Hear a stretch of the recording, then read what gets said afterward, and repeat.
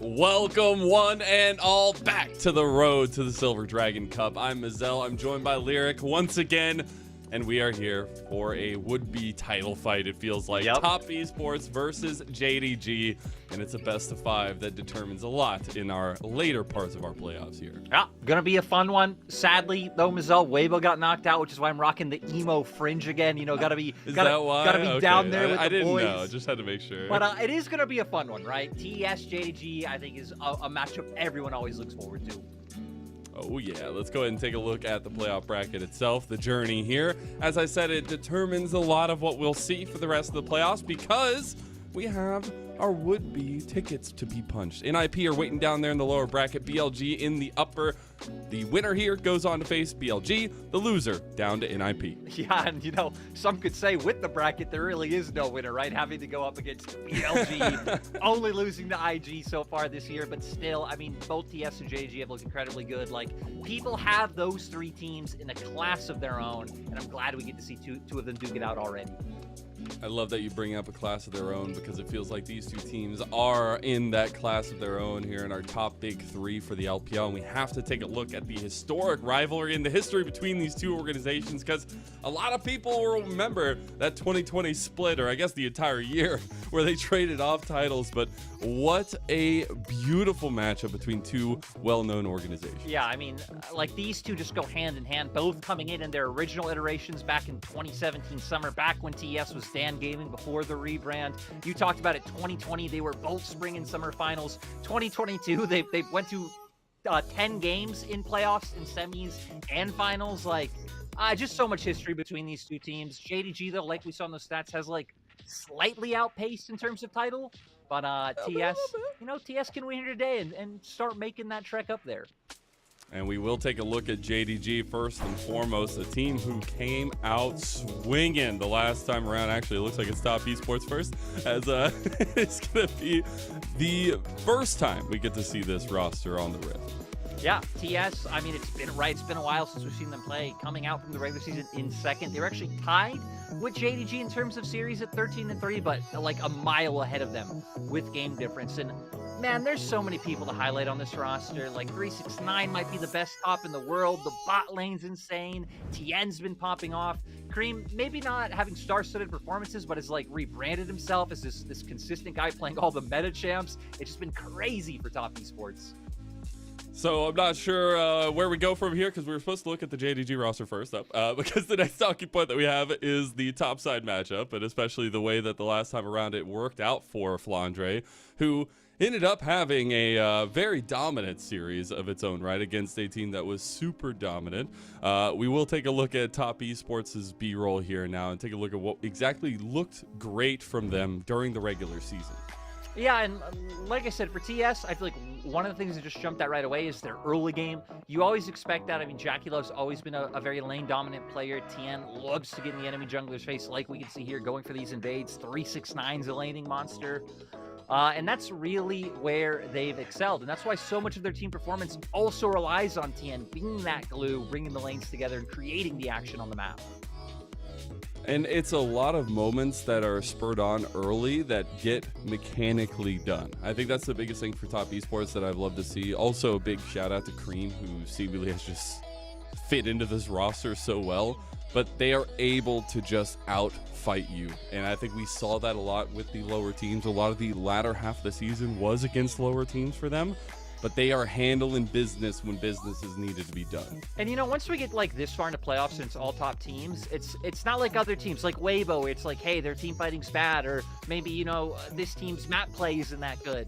It's like Top Esports can team fight. Top Esports know how to play the map. These guys really just can deliver on all fronts. So yeah, very scary team to face here.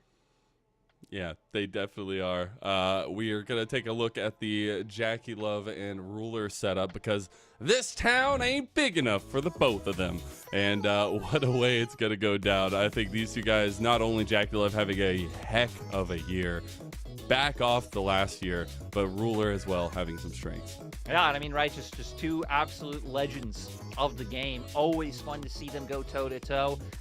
Ruler and Missing really haven't been in the best form, but I feel like we saw some glimpses in that last series, especially in team fights, right? Ruler's Lucian always being willing to go forward, and that's why it's going to be fun seeing them up against Jackie Love and Mako, who do consistently look for blood in lane. Those 2v2s are going to be so nice. But I believe there might be a game where we end up just getting like a Senna bot lane, a little bit of fun down there. But I'm excited for what these two guys can bring up to the table. It looks like we are going to move on to that JDG roster, which we did see against Weibo, and a team themselves who showed not that many tools, not that many avenues that they needed to against Weibo, but Flandre showed out. Yeah, Flandre, absolutely insane. Again, a lot of people were questioning him coming back into the roster, but he showed up. I mean, all 3 MVPs picked up. All the other performers that you can expect, right? Kanavi having a great series. Gal being that reliable guy who, I mean, the Tibbers that he had in that last one. Just so many good pieces on this JDG roster. They really are. I think very much bread and butter is the jungle matchups for them, him and the mid-jungle combos that we've really seen them go for very heavily. Now, we are going to take a look back at their Weibo series and a lot of the domination that the team and co, but mostly Flandre had. I mean, it was all of them, right? Flandre picked up the MVP, especially this first game was really hard to find like a really sick clip of him doing something. But that Counter-Strike in the team fight, like these moments are what enabled Weibo to be able to win this. I mean, JDG, I'm sorry, to be able to win this first game. And then here again, Yagao sitting up with the huge Tibbers. And then this fight was just ridiculous. Flandre, like the only man staying alive to be able to just completely wipe out Weibo. Just everyone being in the form that you want them to be in. That's the scariest part, is we didn't have to see that much from them, and they all looked terrifying. And that's what makes the wait for this matchup, the kind of fate of this matchup, if you will, makes it that much more exciting, because I think we got to see not an asleep JDG, which I think is the most important part, where we've seen them in the past maybe have a little bit of a slow wake up in some situations in the later parts of our playoffs. But here it was so interesting. They started Flandre over Sheer, and they utilized a lot of the pick differential that he has to make a difference in that series. And I wonder if that's going to work out against the likes of 369, who's one of the best top laners in the world. Well, I think, regardless of whether it works or not, like, you want him to be in this form coming back in, because you have to play up against 369. Because, again, 369 has been insane. I think it's criminal that he didn't make it onto first team for All-Pro. So, yeah, it's going to be a fun one. It's going to be interesting to see what kind of champions we see Flandre lean into, because we had games like that game 1 where they were really just trying to counteract what Weibo were doing in side lanes. So it's like, hey, did JDG have enough time to maybe like prep and counter strat top esports as much as they did for Weibo? Yeah, there isn't much time to do that. But I'm really interested if top esports have learned at all any ways to kind of upend them, because that's where we talk about the ways that these two playstyles come together. You mentioned earlier that when we get to our top teams, there's not much differential in playstyle. They can play a lot of the different styles, though. The biggest difference was that top esports, they have to find advantages early typically, and that's going to be difficult against JDG. Yeah, right, the caliber of laners will make it harder. I think the good thing for them is obviously JDG don't play super high tempo in the early game. It's not like you're playing up against BLG constantly going for those dives. So I feel like TS may be feeling a bit comfortable, but at the same time, they did lose to JDG in the regular season. So, I mean, this one really can go either way. Again, we talked about it. How this matchup has gone to 5 games in a best of 5 times already over history. So, yeah, it wouldn't be a bad bet if you expected 5 games tonight. Hey, I think those numbers just make sense as it goes. But we're headed off to the stage, and we're headed off to where our story continues in the LPL Spring Playoffs. We're getting so close to knowing who our 2 MSI representatives will be, and my God, do we have some terrifying teams up in that conversation. Now, to the top goes Top Esports. The first time we'll be seeing them here, and 369 takes the stage. He's looking to have a big night tonight against Flandre. I mean, 369 is not only looking at the big night, he's looking at a big split, right? I mean, he's coming off of all that success that he had with JDG, not only last year, but again, the last year JDG success overshadows 2022, which is when 369 first went over to JDG and really just started this long road of success he's been able to maintain. That guy right there, though, the gunslinger for Top Esports, he has been on a tear. There was a lot of conversation, I feel like, at the end of last year, maybe losing a little bit of the consistency that had been his namesake for a long time, and now we have seen that conversation was hogwash, Giselle. Hogwash. Jackie Love, but he silenced the doubters this year, is all I'm saying. No, Jackie Love was already incredibly consistent last year, and then he had like he had like three or four good. No, he had like one or two big moments in playoffs. And, you know, sadly, that meant the mantra stuck with him through this year. But, again, Jackie Love, I feel like, has been incredibly consistent over the past 2 years. And like you said, even more so this year than last one. He was already consistent. And he's going to need it up against JDG and a ruler who maybe hasn't made the biggest splash that he did last year, but has still consistently been one of the best and deadliest ADCs. He does it like nobody else does in the LPL, and he's a major carry factor for JDG. Yeah, even if he isn't taking over games the same way that the JDG bot lane would last year because of how they played, the resources that were put in, the meta at the time, he's still someone you know that you can rely on to take over a game or even just find a big moment, find the big pick in mid-game like we saw in their series against Weibo. I love all the cheers for Flaudre. Hey, I was just saying there was some things that Missing did the last time he did Natural. He's not as confident today, I guess. Not going to give us any cool little shots, but as we come to it, I think the biggest conversation between these two teams has to fall on jungle, and we say that all the time. But there's a reason. When you have the likes of Kanavi and Tien going at it, they are going to take a lot of the presence. Exactly. You know, when you have Kanavi, who is really stepping up to be the carry his team needs, and then someone like Tien, who is doing the same thing, but again, Tien has always been a little bit, like, Tien's very ambitious in the early game, you know, sometimes doesn't need Prio to go in to look for those 1v1s, is willing to be ruthless.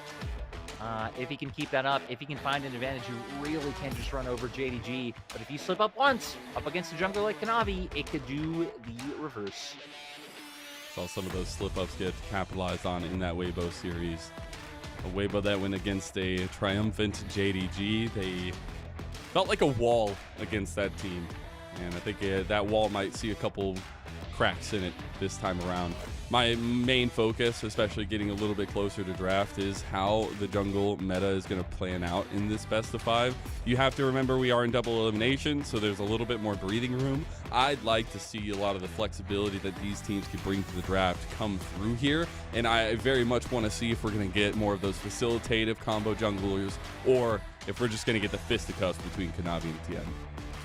I mean, for JDG, I don't expect anything much different. We saw in their last series, it didn't really change anything up between the regular season and playoffs. None of their champion pools are really that sporadic either. I guess we did get Veigar coming out for Yagao, but again, that's something we know is in his back pocket throughout the years.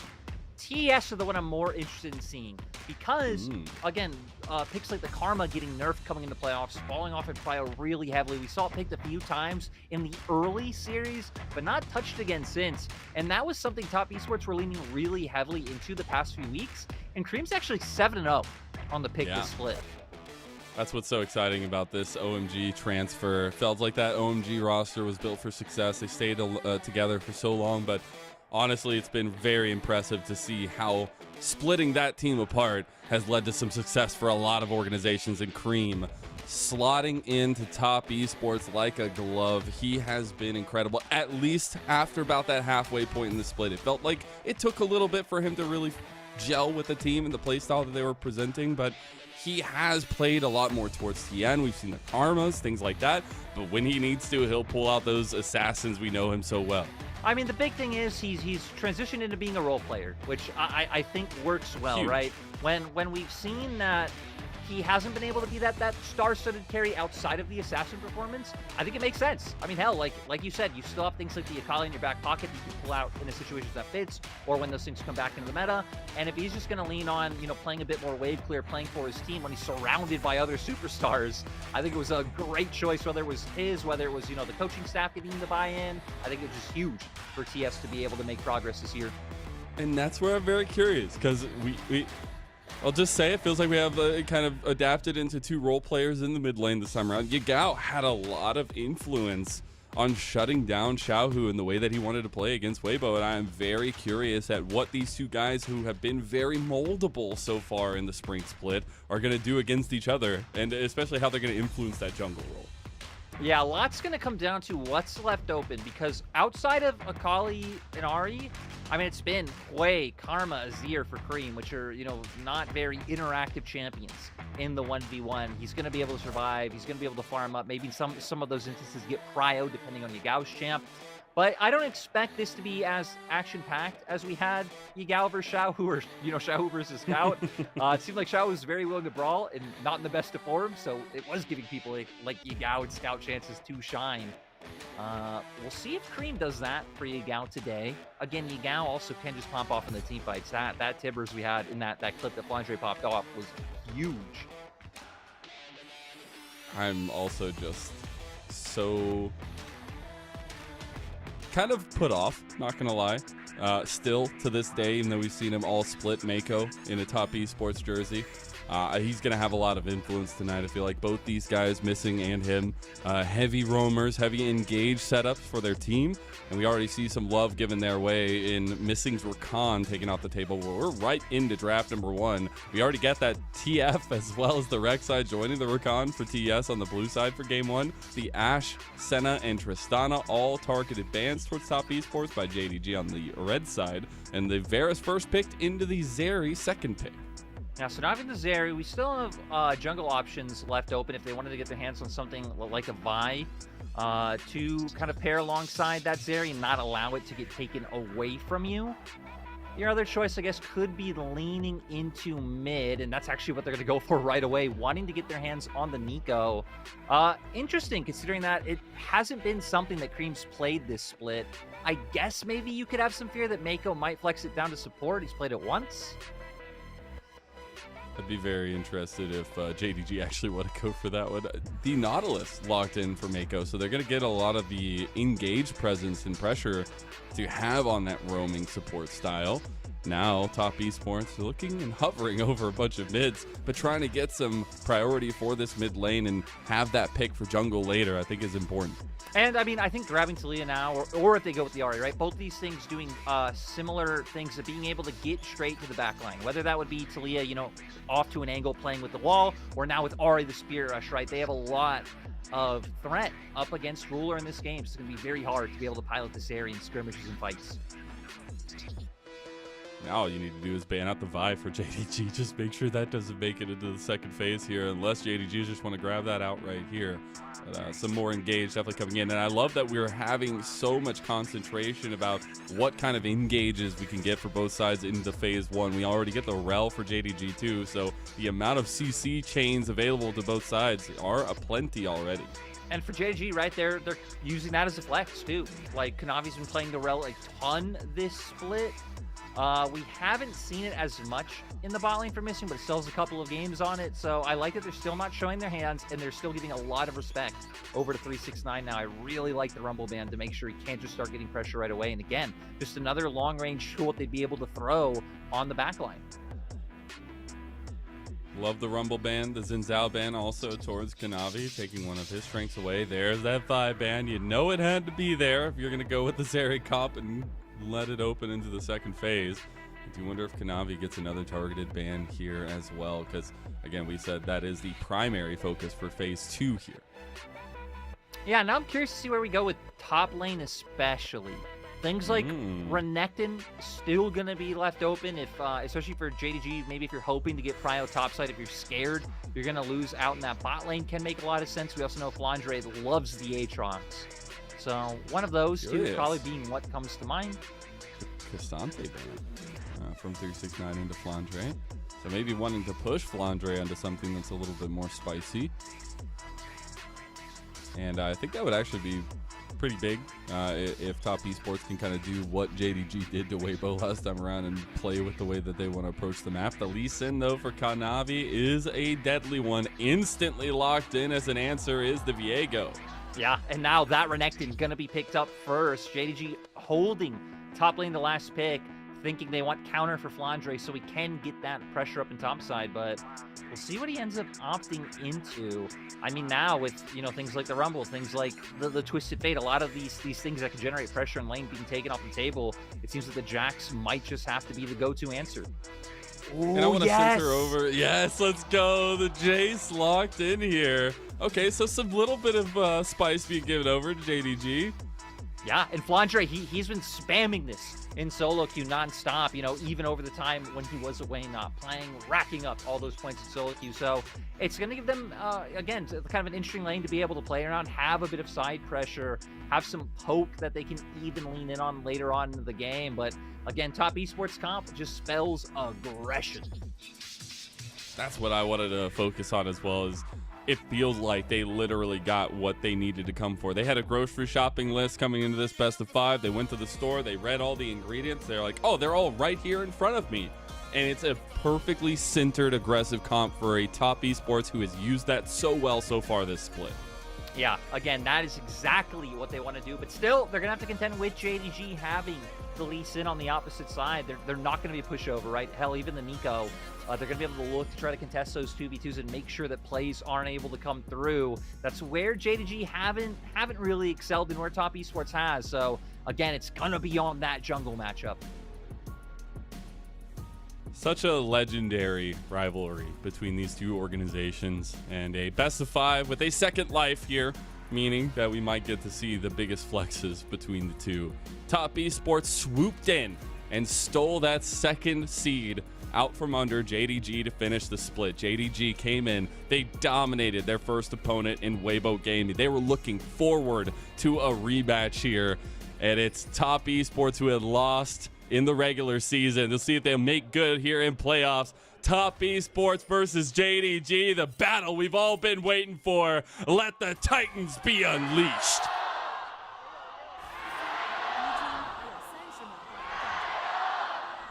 Oh, they're going to find him. Ooh, that's going to be CCJ. Oh my God, missing, still going to go down.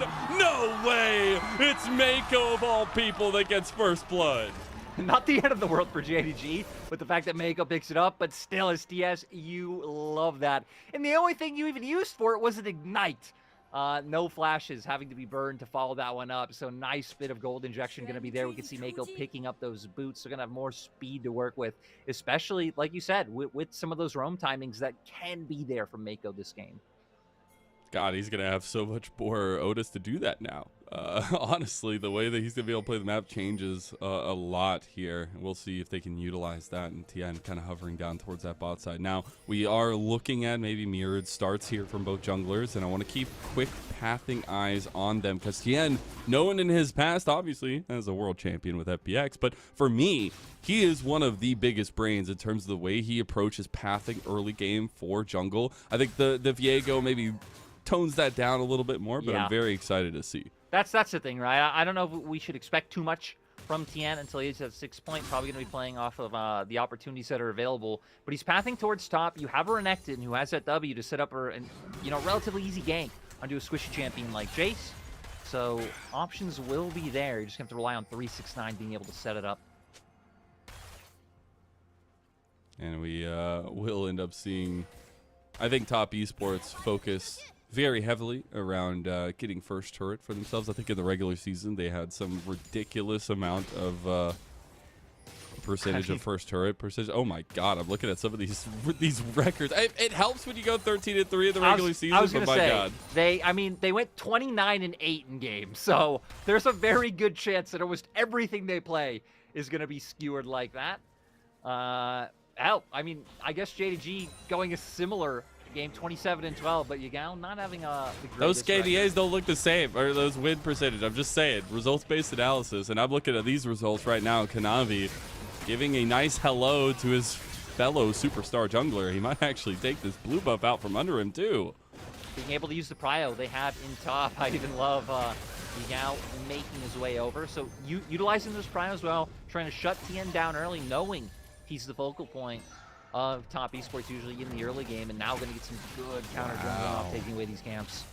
That's so big, and that's exactly what we would expect from, I feel like, the leading man for JDG. I said it the last time around, but the guy has literally been the pillar of the team, and now Missing goes in for an engage on the Jackie Love, but they fight right back on a ruler. He's going to burn his flash, a hail of arrows, and Jackie Love gets his first kill of the game.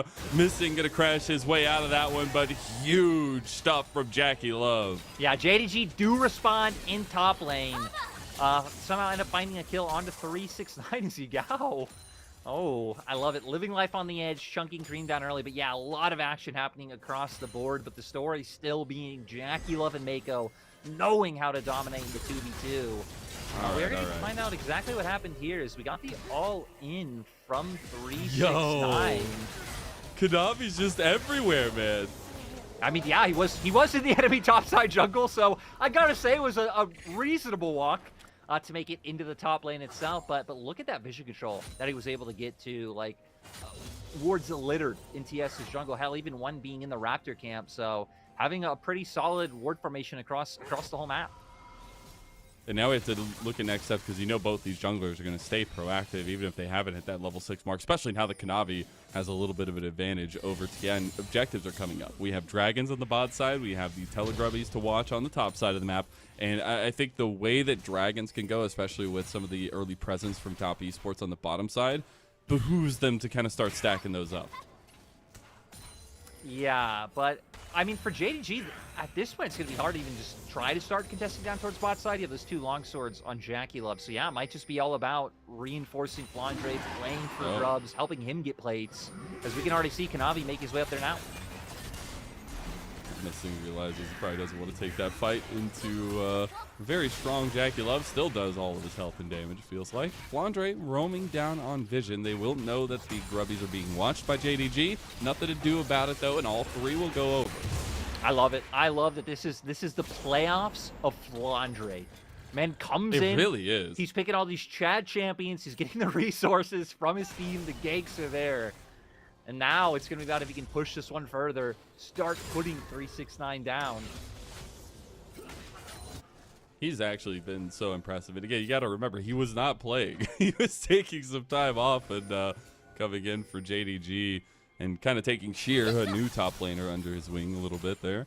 And now coming in playoffs, they're starting him, and it's looking mighty fine with his Jace tech from his solo queue matchups. And we are going back down towards the spot side now. But I do got to say, you saying, haven't seen Flandre while taking time off makes it sound like he's like sitting in a champagne bath, drinking, drinking martinis. Maybe he is. I don't know why he's drinking martinis his in a personal champagne life. bath, but yeah. Flandre was a huge grinder in solo queue in the time he was away. Sure.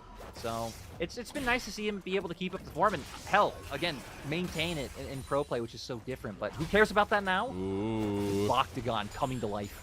You just want to relive that day. Yagao is actually on his roam right now. Kanavi ends up completing his back. Top esports were waiting for a play, and just like ships in the night, they are passing.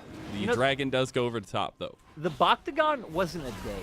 The Boctagon was weeks of LPL. The Boctagon was weeks of coming into LPL and seeing, all right, we're like 5 minutes in the game. We're going to have a 4v4 bot side. 2 minutes later, rinse and repeat. That was for I need more of that. Can I have more, please? Sir, may I have another? I did like the amount of action we had, but it being the same every time. It's kind of nice to see it go. Says you. No bias there. We are just getting very calm early games, even though we've had a couple kills going over. Top esports definitely usually the more proactive early team in the games themselves, but they're getting pressed off by this JDG composition, who, again, I got to go back to. It feels like the prep that JDG have approached playoffs with has been really clean. Yeah, and again, it hasn't really been changing too much of what they were doing in terms of composition. It's just about when they bring out certain champions. Yeah. We know Tien isn't going to get active, but I don't care about Tien right now. Kanavi. He is level 6, but yeah, Kanavi's on the first timer. 369 knows what's coming. He's popping his dominance to make him look like a big, scary croc, but he's just going to be turned into boots nonetheless. JDG looking for a bot side play. Get it turned on them. Although Yagao still wants to get the connection here. Jackie Love getting his health bar chunked from him, though. Turning it back on a Ruler. Does end up going down and gives Ruler his first kill of the game. Yeah, so they end up being able to go 1-for-1. I love the idea by JDG. You're committing Kanavi up top, your strong side, to find an advantage. And in the meantime, you see Cream back off, so it gives Yagao the window to also cover for his weak side. Had he been able to get there a bit sooner, right, it could have just been a full-on huge win for JDG on both sides of the map. But still, nice job covering there. Because we're going to get a replay to see it exactly go down. Wow. Once again, the hook just connecting. But still, they're able to get the cleanse. At this point, I believe Jackie Love not having his flash up. So he knows he's just going to end up going down. If he could have found Ruler 2, it would have been massive, but just not able to do so. Would have been really big, but now we're getting to a point where we've gotten some resources developed onto the map, so I want to approach a little bit of the game state itself. It definitely feels like Kanavi can still be very active, but for JDG as a whole, they got to watch out for what's happening in bot lane. And I think that combination we typically see between him and Yagao needs to start coming alive now that we've hit level 6s and the setup point for that. Exactly, and I think most of it's going to be centered around enabling your bot lane, but you can see TS don't want to give away, you know, 5-6 scrubs to JDG, so some pings have already gone down on it. They already have a ward on Grubs, but it looks like JDG might even expect that with the fact that Kanavi and Yagao leaning down towards bot side. And for top esports in these nice moments, it definitely feels like they have a lot of pick strength.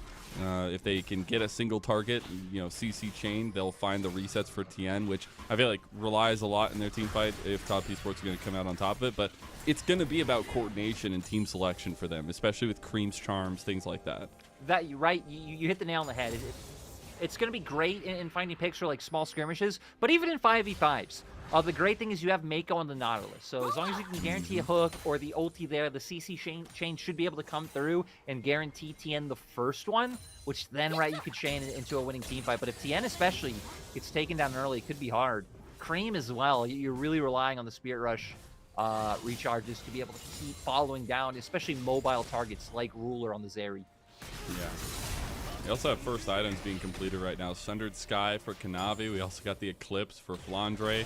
Got the opportunity down bot side for Jackie Love, but we're going back top side to what will be an octagon up here, I guess. Top-tagon. A lot of people are making their way up. They don't know that Tien's here, and now they will spot him out. They realize the 2v2 could be a little bit more dicey. Missing has made his way here. JDG are going to TP in as well. They got Cream here, and we're looking at a full-on team fight as they are actually running Ruler up from mid lane now.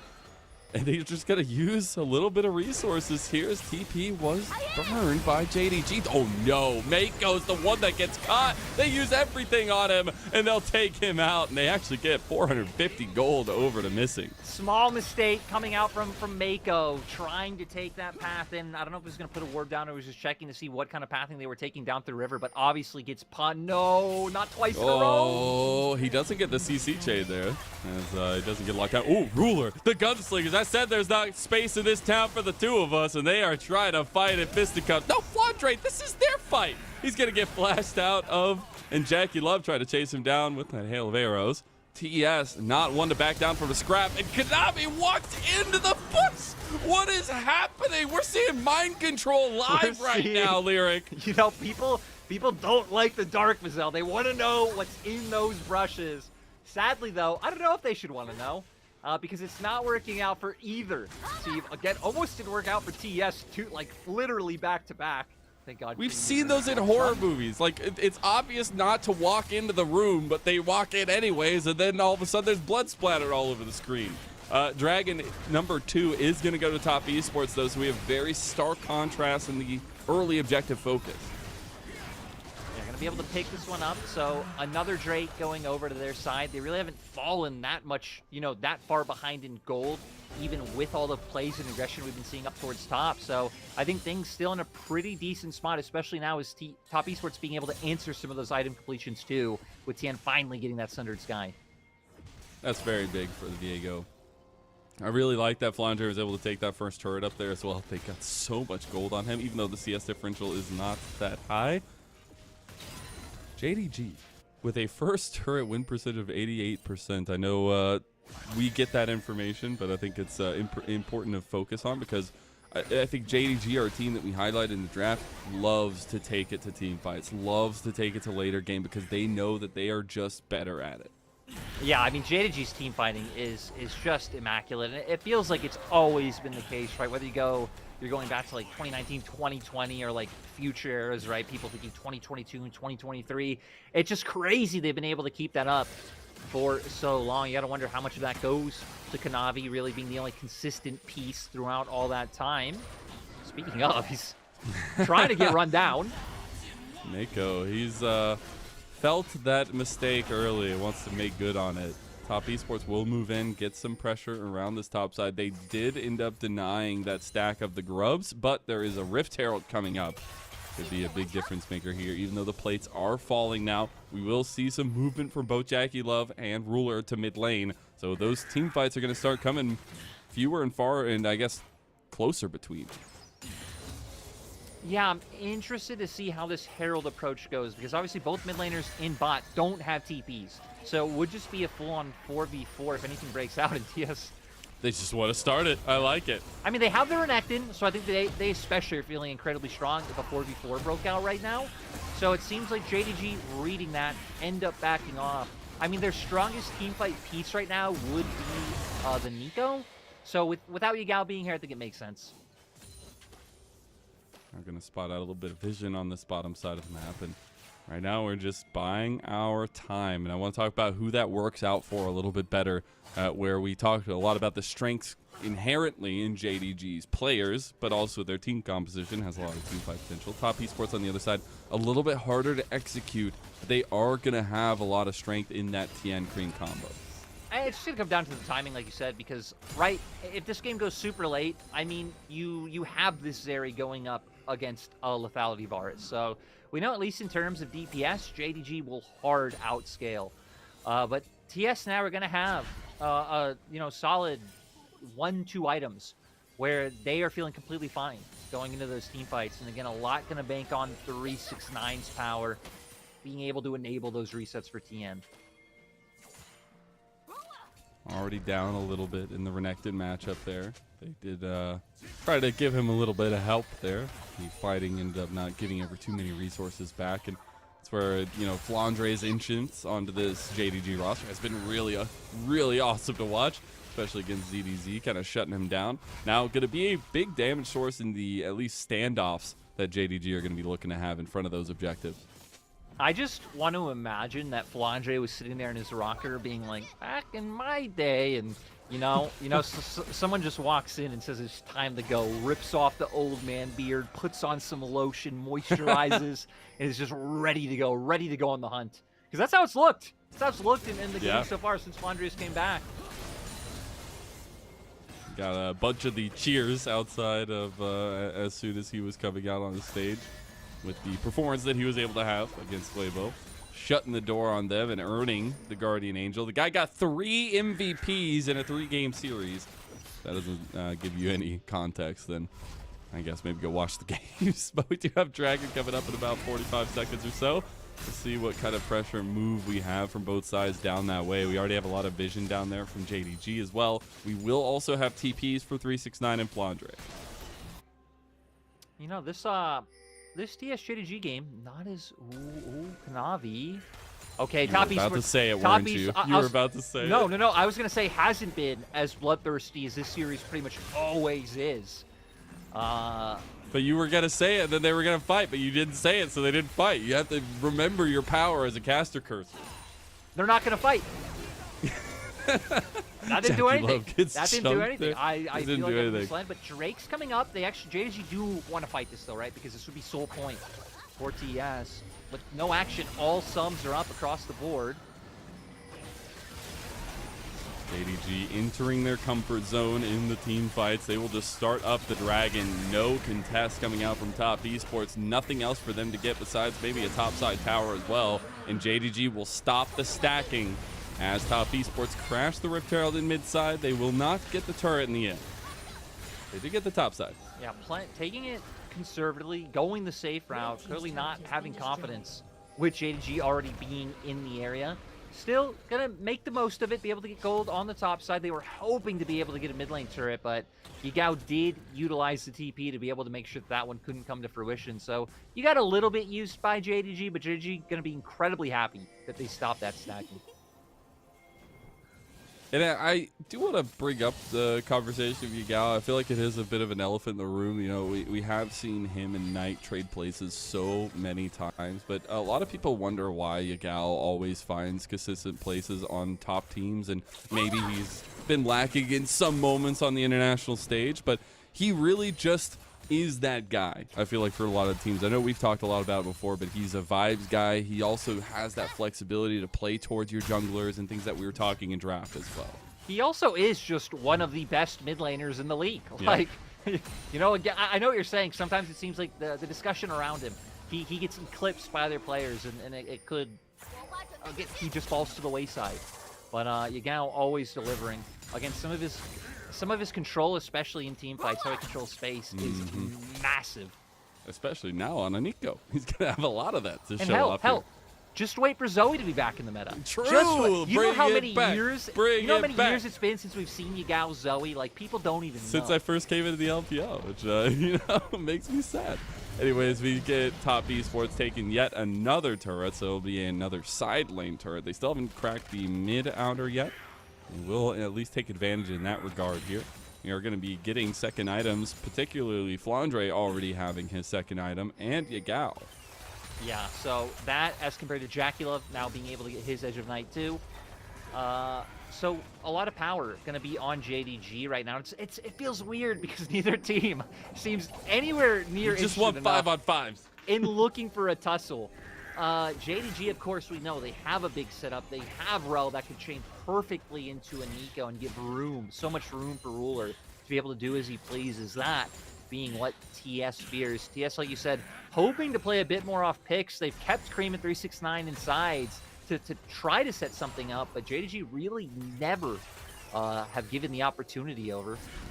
Feels like you're entering the lair of the behemoth a little bit. JDG's comfort zone is those late game team fights. Top Esports, they have been so successful when they've had early advantages and were able to snowball that. Yes, they are still incredible players. Yes, they can still team fight with the best of them, but that is JDG's comfort zone, especially with a composition like this. So it's telling that, you know, in the first best of 5, Top Esports want to test their mettle in their best comfort zone. Oh, they were starting to chase down Flandre. You can see he was backing off on the minimap, but Flandre quickly realizes, backs off, and that's the example, right? JDG aren't giving the opportunities over for that TES are looking for. TES are doing a nice job by doing that. Push out bot, bring all of JDG down, get you tempo to go and finally take this mid turret. But it's not really translating into too much more. Dead even game, 21 minutes. I haven't been able to say that a lot in these playoffs so far. Especially in this side of the bracket, but we are getting to the top of our ladder, and a lot of our stronger teams. Top Esports taking it slow and steady now. We have about 1 minute and 10 seconds for another dragon. Would be a soul point for them. You have to remember this is a mountain soul as well, so some extra tankiness available to both sides, and honestly, it would be very nice to have for either. You know, since it seems like we got a bit of time before this dragon comes up, you said, you know, TES might have to beware because late game is JDG's comfort zone. But to like bring it to an analogy, right? The orange Hawaiian shirt might be JDG's favorite shirt that they own. Okay. That doesn't mean that Top Esports don't look better in the orange Hawaiian shirt. Better in it. You know what I mean? You know, Ooh, I'm not okay. saying they do, but you know, they now I'm just don't imagining like Top Esports in Hawaiian shirts, specifically 369 for some reason, like an orange Hawaiian shirt. That like sounds that awesome. Kind of guy. Like the orange Hawaiian shirt guy. Yeah, honestly, I need a Photoshop of that now. Please, my brain is wanting. We need the whole Top Esports team in Hawaiian shirts. They are going to be partying their way down to this bot side though, because we have a dragon coming up here, Lyric. Ooh, engage going in now from Mako. Early engage to try to. Yeah, they have 369 over there on the side. He is going to find it. Slice and dice doesn't connect in the end. The double. Kanavi gets out with about half his health here. Clone going to be engaged on by Top Esports. Yen takes a Sonic Wave. JDG in an awkward place here, Lyric. Yeah, I mean, TS are doing a nice job at stopping them from coming in, but at the same time, it's been a little bit disjointed. No one really ready to follow up when we saw 369 jump in. Cream. Oh, he gets locked down, dragged down. Flandre's gone. That's a lot of your poke from JDG, and they immediately back off. That will be Top Esports' third dragon. What a great idea, utilizing that wall to play over and find the pick. Like you said, third dragon going to be picked up for TS. One away from Seoul. Now it's going to be about getting vision towards that top side and seeing if we get any Baron dances coming through. TS sadly didn't get any flashes from JDG that you can maybe reliably look for another pick off of, but still, great pickup. Yeah. I call it the death wall for a reason, and I feel like it stuck to its name this time around. Flandre not expecting the rush over the wall. No, yeah, just great by Cream. Lands the charm, sets up for everyone else to be able to jump in off the back of it. And now, this is where TS should start being able to thrive. Push out top, get into enemy jungle, get some vision down, and that's especially where, right, the Ari and the Viego can start taking over. But JDG, they have shied away from giving over any opportunities for picks, so might not be as easy as TS would hope. They do have a lot of the decision-making power now that they have their third dragon, so they'll be able to next spawn at least be able to dictate where JDG can go. We also got a third item completed for Jackie Love, and we were talking about consistency with this guy. He's consistently been a huge namesake for Top Esports of recent history, but also on the Rift. He has been consistently the carry for them as they go into team fights, and I think on the Varus, with a little bit of the flexibility it provides, and at least this damaging build with some poke given back to him, it's going to be strong. Yeah, again, Jackie Love is a guy you can believe in to help get you over the finish line. He really just has been such a premier carry for TES. And again, we were complaining about like light being on lethality champions. Jackie Love is not someone I'm going to complain about being on champions that are strong early, that can dominate the early game and really take it all the way. We can see them now doing exactly what we were talking about, right? Pushing an enemy jungle, getting all this vision set up to hopefully use your CC to get a pick. We're looking for the top side fight. Ooh, Chains of Corruption ended up getting used by Jackie Love, but he got a lot of damage on Kanavi in the end. Not able to get that control ward fight under his belt there, though. Are going to be left wanting in that regard, but we go to a calm state now that JDG has backed off a little bit. I think backing off might not be in their blood here. 369 gets engaged on by Yagal. He's able to tank his way up, though, and sustain, slices dice through. That Sterix gauge by a second item just came in so clutch, and 369 rolls a couple nines.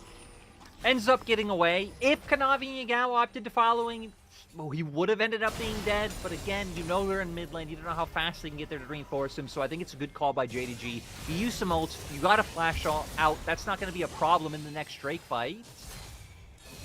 Was missing, does get away. So yeah, I feel like overall for JDG, they're feeling really happy off of just ganking bot and getting that flash.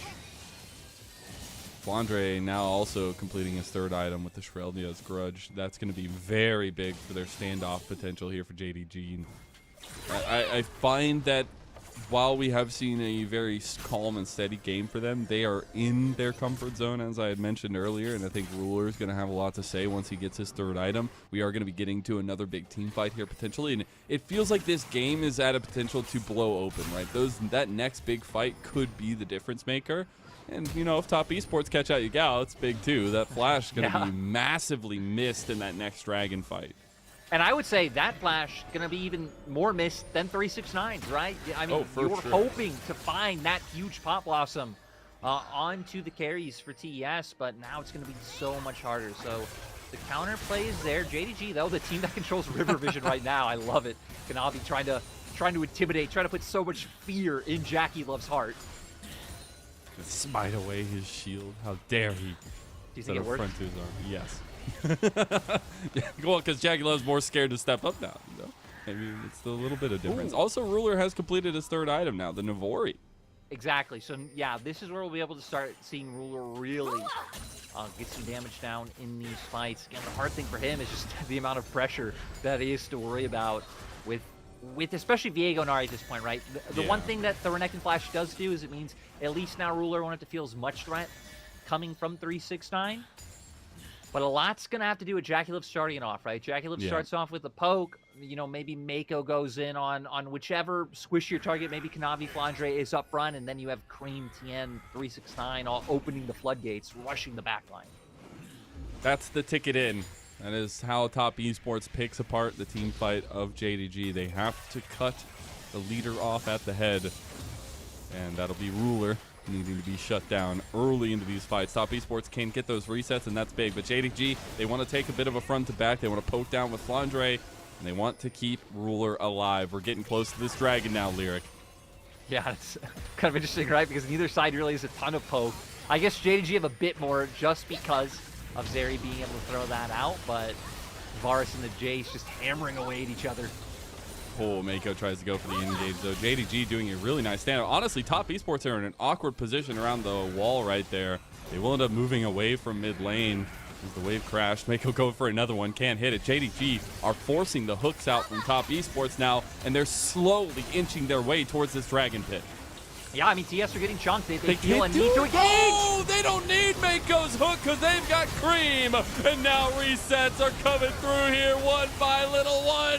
Cream is off in the back line, and Ruler is trying to make those plays, but JackieLove's got an arrow to the heart, and he's going to take out the gunslinger of JDG. I said all you needed was one more fight, and that lead has exploded. JDG not able to bring it together in the late game team fight. TES being led by Cream, finding the opportunity. I'm sorry, I said you weren't a superstar mid laner. I did not recognize your game, Cream, because my God, this man finding really the two big picks that propelled TS forward both times. Dude, I have to say, Mako missing the 3 hooks in a row, it was all a bait. It was all planned. I'm maybe thinking too far into it, but my God, you get so comfortable knowing that Mako doesn't have hook that you step up and then Cream comes over the wall. No way, not like this. Not like this. Okay. I'm saying no to you overreading Mako missing the hook. You know, maybe we could say missed one of them for that reason, but it's all a bait. They were really getting desperate with the poke coming through, but there it was. I mean, that charm is so crucial. You give the first reset over to Diego, missing then in desperation, jumps in to try to make sure that no one else can run forward. Just leads to all of JDG getting. And guess what? That last fight, it was over Dragon. Dragon didn't get taken, so we're right back to it. And it's going to be Kanavi denying the soul from them. Cream coming over the wall now, though. Pop Blossom on the multi-members, though. They can't get Ruler, but finally JackieLove comes in clutch. JackieLove is the one putting in the sights. He's got his trigger pulled, and that's a double kill for the most consistent AD carry of Top Esports. A triple, maybe looking for a quadra. One more piercing arrow, and that's it. A quadra kill for JackieLove! And TES have the wave. They can push this one forward and bring us to a game win. We'll see. 10 seconds on missing. Is it enough? They have a lot of damage with JackieLove. He is on his 4th item now, but I don't know if it's going to be enough. They're going to try to push it. Do they want to risk it, or do you just go for the 2 inhibs and back off? You don't risk it. 10 seconds, not enough. Don't risk it for the biscuit. Okay, no, they don't want the biscuit. Yeah, 10 seconds on Ruler being too much. If it was only missing it, would have been fine, but a huge moment for TS. Dude. Honestly, when the initial Dragon take came through, I thought TS stole it just because the objective bounty got picked up for JDG. So it's like, oh, it got stolen. No. JDG God, Cream. Yeah, Cream getting in there, being able to deal a huge amount of damage. The combos are there from JDG in the latter half of this fight, but you weren't on top of JackieLove because he wasn't here, and the 369 really just isn't taking all that much damage at this point. Pops the dominance, keeps running it home, and it allows for JackieLove to get that quadra.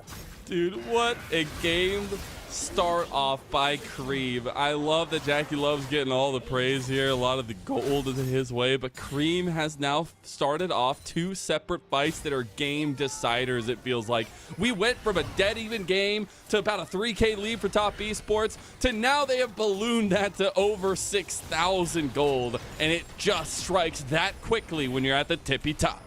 They look better in the orange Hawaiian shirt. I was saying it this whole time. They do. I'll give you that. They do. The late game team fight was LTS were still able to bring it over the top now. I like this. They have 2 waves of super minions to be able to play off of. It's gonna pull JDG back at some point, keep 369 shadowing with that wave to give it just the extra bit of juice with the Baron buff.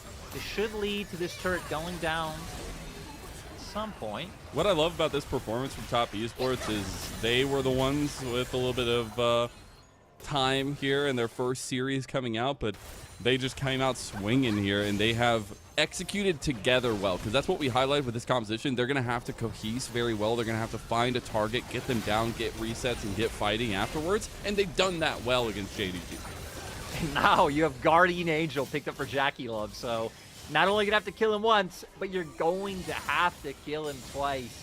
It's not gonna get easier from here, and I mean, hell, with the 2 waves of supers, right, you're really hoping for one of the squishy members of TS, you know, Cream or Jackie Love, to overstep and be able to find that pick. But not only does Jackie Love have GA, his cleanse is still up, and his flash is gonna be up very soon.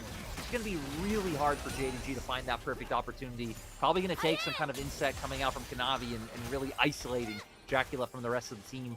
If there's somebody to do it, it is Kanavi on his Lee Sin. Ruler has also completed his 4th item now, so getting very close to full build on the Zeri. That consistent damage is going to be very important to keep an eye on, but we've seen them be able to target him out multiple times. Cream is just magnetic with the charms onto Ruler, and he's going to have to find a way to dodge them out a little bit longer here, as Jackie Love feeling very confident to step forward. Yeah, just still trying to utilize just 2 waves of inhibs. But the bot wave was, wait, engage coming through. Navi. He's on 369 here. He does end up getting him as Yagao going to pop the Pop Blossom, and that's 400 gold. The Yagao and JDG will lose their topside turret here. Jackie Love is stepping up. Cream. Oh, he doesn't get the charm there, but it's TES who are moving in, moving out now. JDG lose their base. They won't have any turrets left available except for their Nexus turrets, and they'll lose another inhib too. Yeah, TS, I think if there's an opening there, they could have probably won a 4v5 with ults not being up, but now the health has gotten back through. He's got a big ol' engage at the Tangle Barb too, and JDG, they have taken the mistake of Top Esports, turned it into a knife, and stabbed it into their hearts. They'll cut this lead, and they will end up getting a flash out of Yagao there in the end to try to follow down Cream and Jackie Love. They try to take Cream out, but he'll use his Spirit Rush there, and JDG, they're still alive and kicking. Yeah, TS ended up overstaying a bit. I think if TS, like, had a fight right when 369 died, when, like, people like Yagao and Kanavi were missing a bit of health, you could have probably found an advantageous position. It would have been there, but giving them time to go with that TP flank, opening up for JDG, but 369, he has no fear. He is. Kanavi, that's the GA pop there as well. They are in front of the Dragon Pit, needing to get Yagao over here. The Scuttle Crab will be taken by JDG. They're going to start up the Dragon, get Kanavi a little bit of healing here, but Top Esports have some big guns to aim at JDG. They won't be able to take the Dragon, though. And in the end, JDG will get their 3rd Mountain Dragon. And luckily for JDG, they're able to commit everyone here because 369 and Cream did not have teleports. So they didn't have to worry about them being able to go in, backdoor the base, just end the game outright. Going to be able to keep themselves in it for a bit longer. They're getting tankier with those 3 Mountain Drakes being picked up, but TS quickly going towards Baron. Oh, goodness. Oh, they're just going to get this. I mean, that's a full item build, Jackie Love, and they just take it out right from under the noses of JDG. There was no response on the map because they put all their presence bot side, and Baron buff secured for top. I mean, right, even with how the past few moments have gone, with like some kills going over to JDG, them being able to get themselves in soul point, still having all the map control in the world for TES, but still now you're facing a 4.5 item Zeri, so Ruler's still only getting bigger and bigger. He is. Even having some sustain built in now, just in case he has to deal with any of that poke coming up from Jackie Love. And now one of the advantages has flipped. Now it's Ruler having all of his sums up, Jackie Love not having the cleanse or the flash, so there actually is some potential danger here for TS on the map right now. I think another thing we come back to is the conversation we've said the entire time from JDG. They are just ruthless when it comes to team fights later in the game. Now, they are far behind. That makes it very difficult to approach in any way. But we've seen them be able to buy some time here where that big gold differential isn't going to matter on some of the key carries.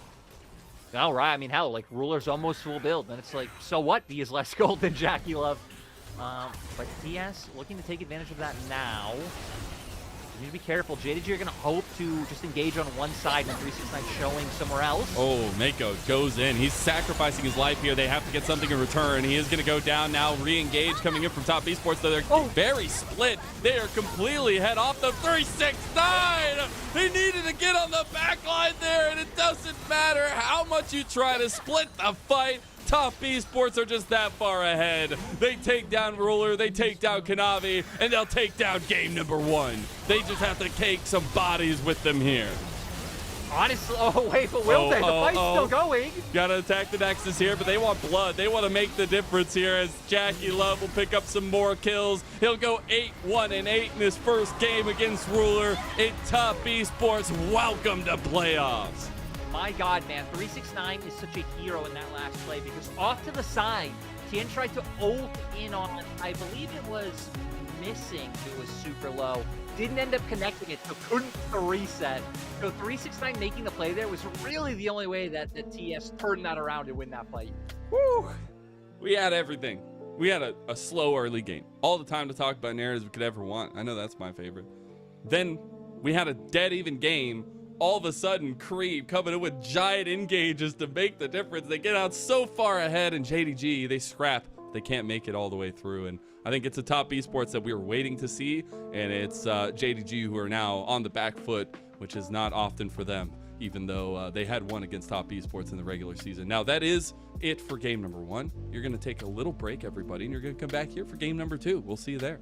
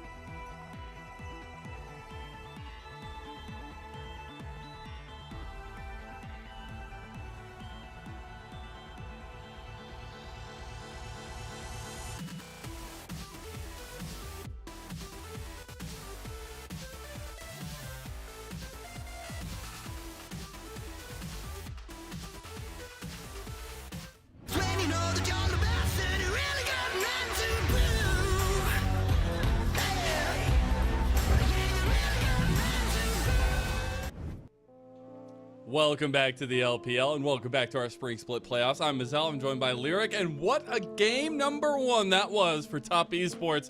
They played to their strengths, they come out victorious. Yeah, Mazel, it was so good. We had to get rid of the emo fringe because TES, they just came out. You had to clean up a little bit, proper, right? You're fine. Might not have been electrifying in the early game, but man, this team really came online. Kareem had some great engages. Jackie Love really being the player to benefit through all of this and popping off great down in the 2v2. They were finding kills down there by themselves, and yeah, it was exactly what you want to see as a TES fan. Yeah, Top Esports grabbed the Varus first pick for Jackie Love against Ruler of all people, and he shows his stuff here. A lot of these engages from Cream helped set up the fights for Top Esports, and their mid game was impressive. Yeah, I love it. Playing team fights, kind of kiting back, waiting for the perfect opportunity. Once they got map control, like constantly shifting up from lane to lane, playing around their vision. Again, JDG did a nice job of trying not to give over like individual picks, but still, it just allowed TS to keep ballooning their gold lead out of control to where, then plays like this were possible. And the combo of Jackie Love and Mako has been one I'm super excited about. Super excited to have seen this split so far. But Jackie Love has risen to another level. It feels like this split itself, after having been consistent for so long, it feels like this split is the one where he's trying to show I'm the top ADC in the LPL. Yeah, I mean, right? I think it's kind of reminiscent back when TS were having a big year back in 2020 when he came onto that roster replacing Photic, right? And he was having those just insane performances, being able to carry, doing it once again here. But now, again, Kareem, in my mind, really having a great game on that Ahri, really coming in clutch to make sure they won those team fights. And he's the player that coming in I was expecting the least from. Just, highlighted, hey, he's kind of turned into a role player. And I guess, sure, still kind of was that a bit in that game. But he was like the perfect role player that you could ask for. My God, what great charms. And it hasn't been the softest of roads for them. Like, honestly, at the beginning of the split, it was difficult to watch kind of the combinations between him and Tien. It wasn't necessarily always going, but then it seemed to just sink in about halfway through. They started going with some more karmas, things like that. We started seeing more cohesion between him and Tien. And now what that has led to is their flexibility in that. They can play both styles. They can have a little bit of strength in that way. So bringing a lot of what we saw that we liked for JDG to the table, but doing the early and mid game a little bit more proactively than JDG have, where they want to typically go for these mid jungle combos, but they aren't able to do it against Tien and Cream. No, again, TS are always going to be there contesting you for anything that you want to look for. And now, looking towards the next game, I'm curious how things shake up, right? Because we didn't really get wacky drafts. Teams kept things standard, but both of these teams having pocket picks they can lean on. Like, my God, I just wonder if there's a world where we eventually just get like Draven coming out for Jackie Love, the Kareem Akali, kind of like what NIP did yesterday. What was it, their game 2 comp where they just came in and were just like, let's send it in a whole bunch of different directions with a ton of comfort. So yeah, still another gear that this team has that they could lean into if they ever so need it.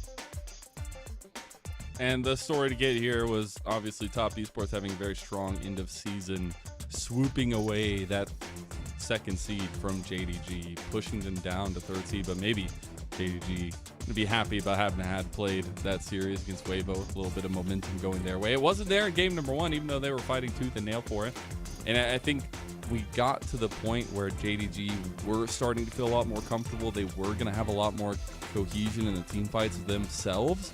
But Cream setting that tempo up for them, getting those big engages on Ruler, that was huge. Now we're into a game number 2 where momentum could just continue to slide Top Esports' way. We have JDG on the blue side, Top Esports on the red side this time around. And we already have the Tristana Ashe Nautilus ban by JDG, some respect given over Mako's way, and the TF, Rakan, and the Lucian ban towards JDG. First pick Rek'Sai, as that was banned in game number 1. I was gonna say, just go back to the Varus, maybe. I don't know how afraid they are in terms of, not having mobility and the impact of the tunnels and the knockups being able to be there, but you had such a great performance in the 2v2 last game. Yeah, I think it'd be a more than fine option. Also, still just that ADC that provides so much versatility, not only in the lethal hit plus lethality combos, but the Chains of Corruption giving you so much wiggle room to get engages at long distance later on. Rek'Sai is huge. We have seen there are not many answers to this pick in the top side. So I'm really looking forward to what 369 is going to try to take into that one here. And they will probably be looking at that top lane matchup in the first phase if they can get it. But I would expect maybe trying to get Mako something strong as well. It is the Ahri locked in for Cream again. Yeah, thinking about the Vi there, showing that, hey, JDG, we know you might want to go for this yourselves. It could look back towards the Zeri again. You know, that game didn't necessarily feel like Ruler doing anything atrocious or the Zeri being a problem in and of itself. And I'm kind of with you. I'm more curious about what TS go with in terms of top lane. We've only seen 369 play against Rek'Sai once this split, and he ended up playing the Renekton. Other things that I think are pretty decent into it is like if you wanted to lean back into the Udyr, because then, right, you can press your R and just ignore waves. We have seen that pick fall out of prominence. Now, some flexibility in the first phase for JDG still here with that Rel. It is the Vi lock-in that JDG saw coming for top esports. And it just makes sense, right? Putting that right alongside the Ahri, once again having a lot of threat to put on Ruler in this next game. And now it's going to come down to what they want to take off the board. Gonna end up banning out junglers. So saying, hey, even if you end up going Rel jungle, we're fine with that. We don't want you going with things like having that Crescent Guard available to just make JackeyLove's life so hard. I really love the Rumble ban over towards 369. I'm wondering if you just continue to go with some of these skirmish heavy junglers, because I think that flexibility that the Rel provides still, obviously, if you go with another targeted ban, they could just say, okay, well, Kanavi, you're just going to be on the Rel and we'll see something else for missing. But I wonder what missing goes for here, because engage is important. They need to find setup for the rest of the team. The Lee Sin is that target towards Kanavi, and the Renata is the response by JDG.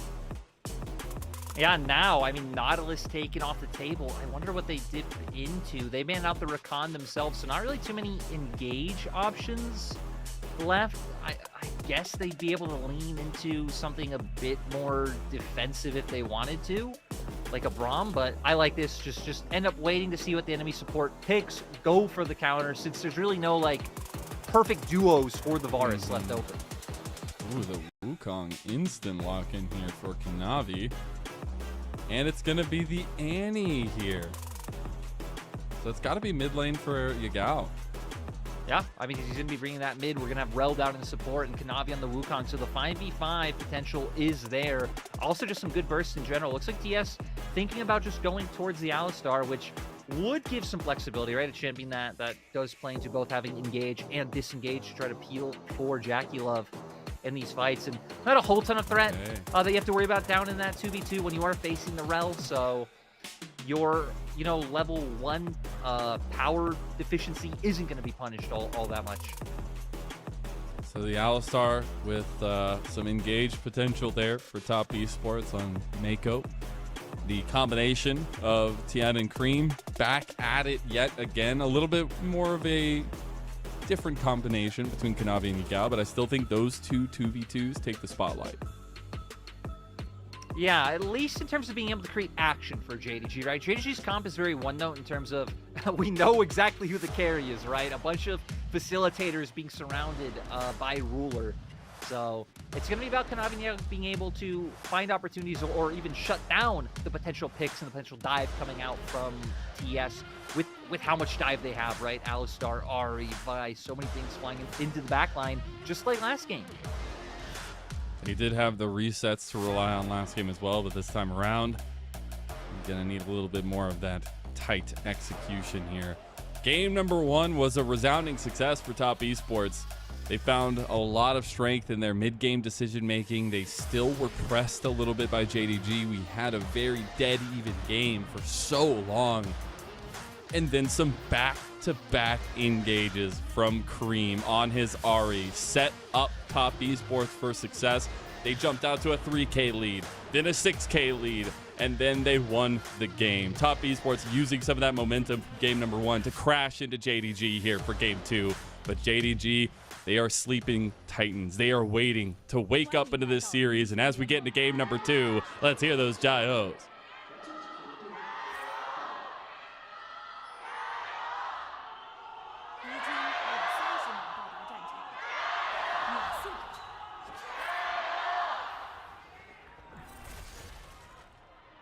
So many big names, Lyric. So many big names. And only a few best of fives left in our spring playoffs. Only a couple spots at that MSI and only one LPL spring champion. I think both these teams, you could literally throw a dart and find some big storylines, some big legacies within the LPL. But I think that's where the conversation of these two organizations going back to 2020, a lot of people will remember that year. But they have been consistently successful, it feels like. Yeah, right. I mean, both these teams, I mean, for JDG, more so, right, winning more titles, being able to make it to top 4 worlds twice compared to TES only doing it once. But TES have been able to make finals multiple times, 4-time finalists, just sadly, a lot of the time struggling to get over the finish line. I mean, you especially think, again, back to like 2022, being able to go to 5 games with JDG. Hell, again, that other final in 2020, like so many times they've been close, but just not able to pull it over the line. So many 5 gamers too. Yeah, this year might be it again. TS have not been a slouch. They might have lost to JDG. They might have fallen to BLG, but both series went to 3 games. Both series were very close, and how we saw in game 1 the power that TES brings. Feels like Top Esports are the second strongest early game right behind BLG, and they used that very well in their history here. And again, make it good along that regular season loss to JDG, at least early on in this best of 5. But the biggest thing is you got to keep the momentum up. JDG are a terrifying roster. We've seen them pick apart Weibo. And in that game number 1, we saw them starting to find some of those advantages in the team fights, some of those moments, but they were just too far behind. So let's check in on the jungle pathing here. There will be a little bit of vision play from JDG. Kanavi has path up towards top side of the map after clearing his bot side, trying to sniff out Tien, just taking his chicky nuggies. Yeah, he's been spotted, walked over a ward, so Tien ends up backing off, not finishing red, just going to elect to go do Krugs first. So we actually might have both jungles meeting with each other. Okay, so Tien does get spotted out, and it looks like Kanavi's going to commit to the invade. So a lot's going to be determined by Yagao being able to move over to... He's in the bush here.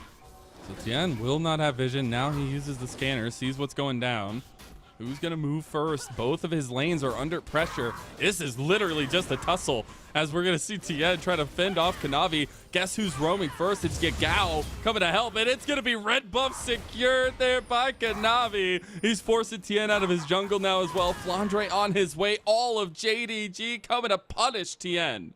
Like you said, Flandre and Yagao keeping 369 and Cream under pressure so they couldn't assist. And they start moving first, just leaving Kanavi in that 1v1. So finds the red buff and gets a flash on top of it. Nice early game advantages being picked up by Kanavi.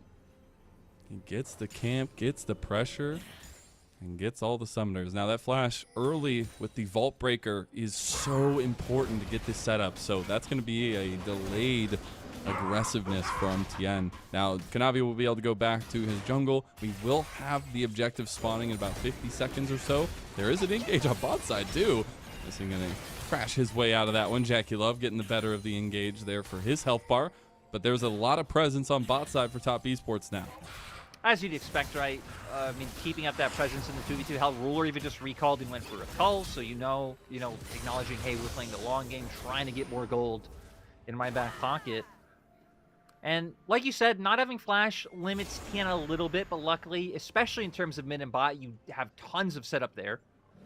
If there ever was an opportunity to go for an early kill, but it seems like for now Tien knows, hey, I just got to catch up. I got to get more levels under my belt so I can get to that 6 point, because thanks to that earlier invade, right, Kanavi is just starting to barrel ahead. And that's really big. We talked about it before, but he is the pillar that JDG is built around for so long, it feels like now. He was very vocal. He wanted to play with Yagao.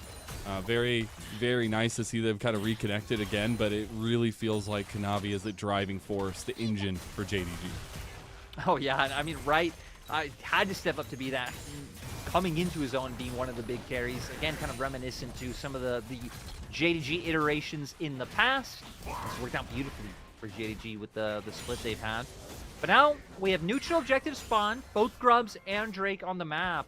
It looks like JDG with the top prio they have pinging out Grubs. Kanavi wanting to go for a reset first. So we'll see if Tien opts into going for a trade and heading back down, or if he's maybe going to leverage 369 TPing back up top to try and contest. We actually see Cream moving a little quickly down towards bot side of the map. I was wondering if he was actually going to commit to that when Kanavi transitioning up towards the top side. Some pings coming across on the grubbies. So it looks like both junglers maybe want to watch some cartoons this morning. Yeah, JDG already were pinging. They're heading out. Ooh, charm. Okay, so just forcing Cream out of lane. Really nice. Tibbers. I mean, we had JDG already pinging out that they were heading towards Scrubs even before the Kanavi recall came out, so I like this. You force 369 to go back. You now just force Cream out of lane 2. So it's going to give Kanavi an easy time being able to finish up these Grubs. Cream doesn't even have TP to get back to lane. Yeah, with their composition too, you really love that. Flandre is going to be so annoying in the side lane if you can get the might spawns as well, but the team fight comp itself will be able to win and then push and move very, very quickly. See Ruler feeling a little hot today. As I've been seeing him using the fan. He's been waving his hands around. Hopefully he's feeling all right. Feel the pressure here, the heat in the moment. But I think there is about to be a little bit of heat up on the Rift as Dragon being taken by top Esports. Yeah, and you can see JDG making their way over. Ruler did just buy Berserker Greaves, but doesn't seem like they'll be able to do anything off this. The Dragon already being finished. JackeyLove also having a serrated Dirk of his own, so a bit more power being there for both sides, but definitely still in favor of JackeyLove. Feeling very similar to that first game. There was a little bit of blood spilled on the Rift. I think that's just a little bit of antsiness getting out of it. But very quiet early game. A lot of things looked for, but not able to be capitalized onto. Yagao does have some nice press into the lane against Cream and will be able to get that turret plate there for himself.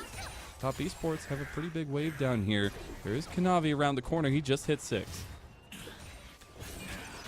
Yeah, we'll see if they end up looking for this. Waves push in, and TS, I mean, they have a ward in River. They don't have any wards around Try if Kanavi just tried to wiggle his way in right now and find an angle for Cyclone, but looks like they aren't going to go for that at the end of the day. And Oh, okay, he turned back around. Oh. So he's going to come out and check if there's any vision set up in the nearby area, probably. Nope, actually doesn't even end up walking into River. Realizes there's a lot of vision set up for top Esports on bot side because that is their win condition, it feels like right now. JackeyLove had an incredible game number 1 on the Varus. Going to do much the same. Looks like a similar build as well this time around. Maybe this is just how slow we get when we have, what do we have, 5 world champions on the Rift, you know? We're just gotta take it a bit slower. We gotta make sure we're doing. I mean, we've got to go plays. to all 5. So, like, I mean, that's just fate. We've seen That's these two teams go to 5 so many times. Like, we're just taking our time to get there, right? Oh, Kanafi's actually maybe not going to take his time. He's looking for a similar invade as he did earlier. Having that timing is Flandre. Has he a has tunnel. the heals. Goes up towards Kanavi. Kanavi has moved over here. Seeing a bit of deja vu from that early pathing there, and he's going to take the red buff yet again. And I like that Missing's also in the area. Missing made his way up towards mid when Yagao started roaming over to the red buff just to ensure Kanavi would be fine if anything happened. And yeah, just really, JDG doing a nice job of keeping track of both lanes. All right, we're in an awkward 2v2 here. Vault Breaker charged up. He does have Flash available to use that combo. Not going to go for it this time around.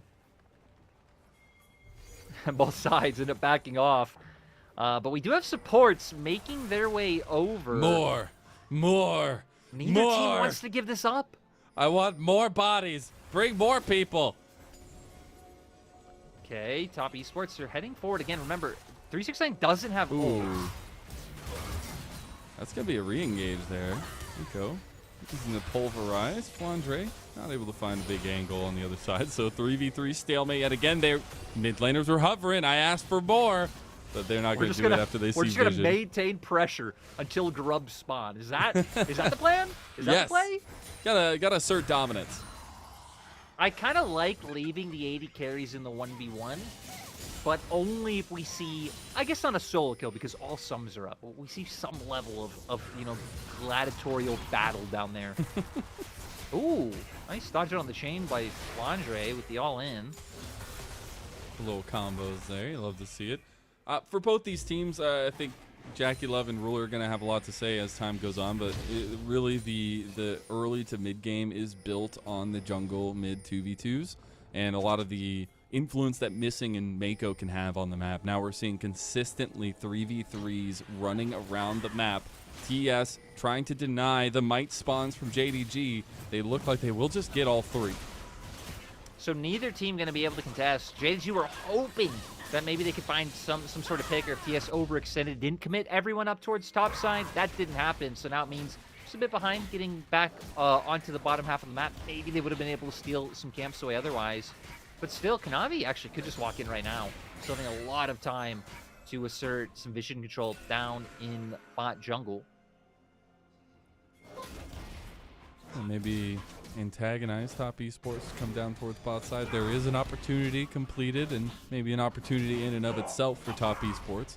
That item spike on a Jackie Love. Dragon's still spawning in a while, so even with all this vision control JDG are putting down, the path from Tien is leading down, up, or I guess up towards top side rather. So we might not actually see that contest in a delayed fight for the Dragon. That would be so crazy to me because, like you said, Jackie Love having the opportunity. Right now, Ruler just sitting on a Noon Quiver. This feels like one of the times you'd have. I mean, Tien can just finish up his Krugs, reset, and then make his way down. I think with the amount of pressure they'll have in bot, they should be able to dissuade JDG from doing anything, even if they wanted to try to contest or look to the Dragon themselves. They are pinging it out. I want 5v5s. We're going to have TP available for Flandre too. He is actually just trying to crash this wave into 369. Has a bit of a CS advantage there as well in the top side of the map, as expected from the Rek'Sai. Again, a pick that we've seen not really be able to be answered much in the LPL so far. But Dragon is up. JDG are in position, and Kanavi starting it up. Yeah, not even thinking about it just yet. We do see Jackie Love and Mako actually even just going to fully back off. They had Prio and bot. I thought they might look, but I guess just the threat of Tibbers and Cyclone being too much right now. Did we get like a handshake that we want to go late now? Or like we're literally getting split objectives across the map for both these teams? Last game was so close for so long until it exploded, and they're just trading off here. It's not even like split objectives. Like when you say teams are trading objectives, right? I'd imagine them trading at the same time. Yeah. Oh, Tien? We are getting some moves action. Oh, he's gonna be denied. Triple knock up there from Mako, but the blue buff secured by JDG. They're a little antsy about it there. Tien willing to go for the vault breaker, can't find it. And I mean, JDG did a nice job of building like this small 1K advantage off of just consecutive invades, right? They've gone topside, stolen away that red buff twice. They've now done it with the blue buff too. It's just small moments like this starting to build up. That and the CS advantage topside really being what's balancing out Jackie Love's lead. Ooh, Ruler. Be a little careful there. They're actually just going to turn right onto Missing, who's going to have to burn his flash. The rest is coming down to it. Now, the Ruler does a lot of damage with that lightning crash, and it's going to be Missing that claims that one. First blood to JDG. Flash play from Yagao. They actually have a lot of damage on the Cream, but he has the Spirit Rush to get away. Kanavi trying to go the long-distance wave to get him, but he had one more charge. Makes it out alive. One kill to JDG. Nice counterplay coming out from JDG. I mean, committing a little too much. They did get the flash off Missing, but Mako ends up paying for it. And we'll go into the replay, seeing exactly how it went down. Again, TS just lost their blue buff. They lost it on Dragon. They're hoping to find a timing to make a play happen, but he just ends up getting kited out by Ruler. And especially when Tien's Q is shown, it's like, hey, you know there's no threat of him jumping in, and they could just really all in on trying to force Cream and Tien away. The timing from JDG was very nice. The movement from the entire team down towards bot side perfectly timed with the aggression of top esports. Now we see with that player gold graph, everyone in the lead from JDG, and they can move out on the map. They can at least have more of an offensive stance here. And it's similar to last time around. I feel like JDG will have more DPS once again, having the Zeri, but they also do have better frontline coming into this game, right? Rel support, Wukong in the jungle, Rek'Sai, like, you have a ton of bodies that you have to get past as TS to be able to find Ruler, unless you're finding the flanks. Hell, even plays that Cream made last game, right? Like, maybe finding a charm onto Kanavi or Flanche won't be as impactful when there are that many people, beefy people you have to get through. The front line's going to be thick for sure. Top esports going for the thick Rift Arrow. It's already being taken down. They should be able to use this to get some pressure in mid lane as well. but taken out and secured. This is the first one that can't be traded, so they will actually get the neutral objective advantage. Yep, gonna have this now. Like you said, potential to just break open mid that's gonna be there. But now we come back to mid. Ruler having static shift is gonna be nice to help him try and maintain prio and pressure in mid.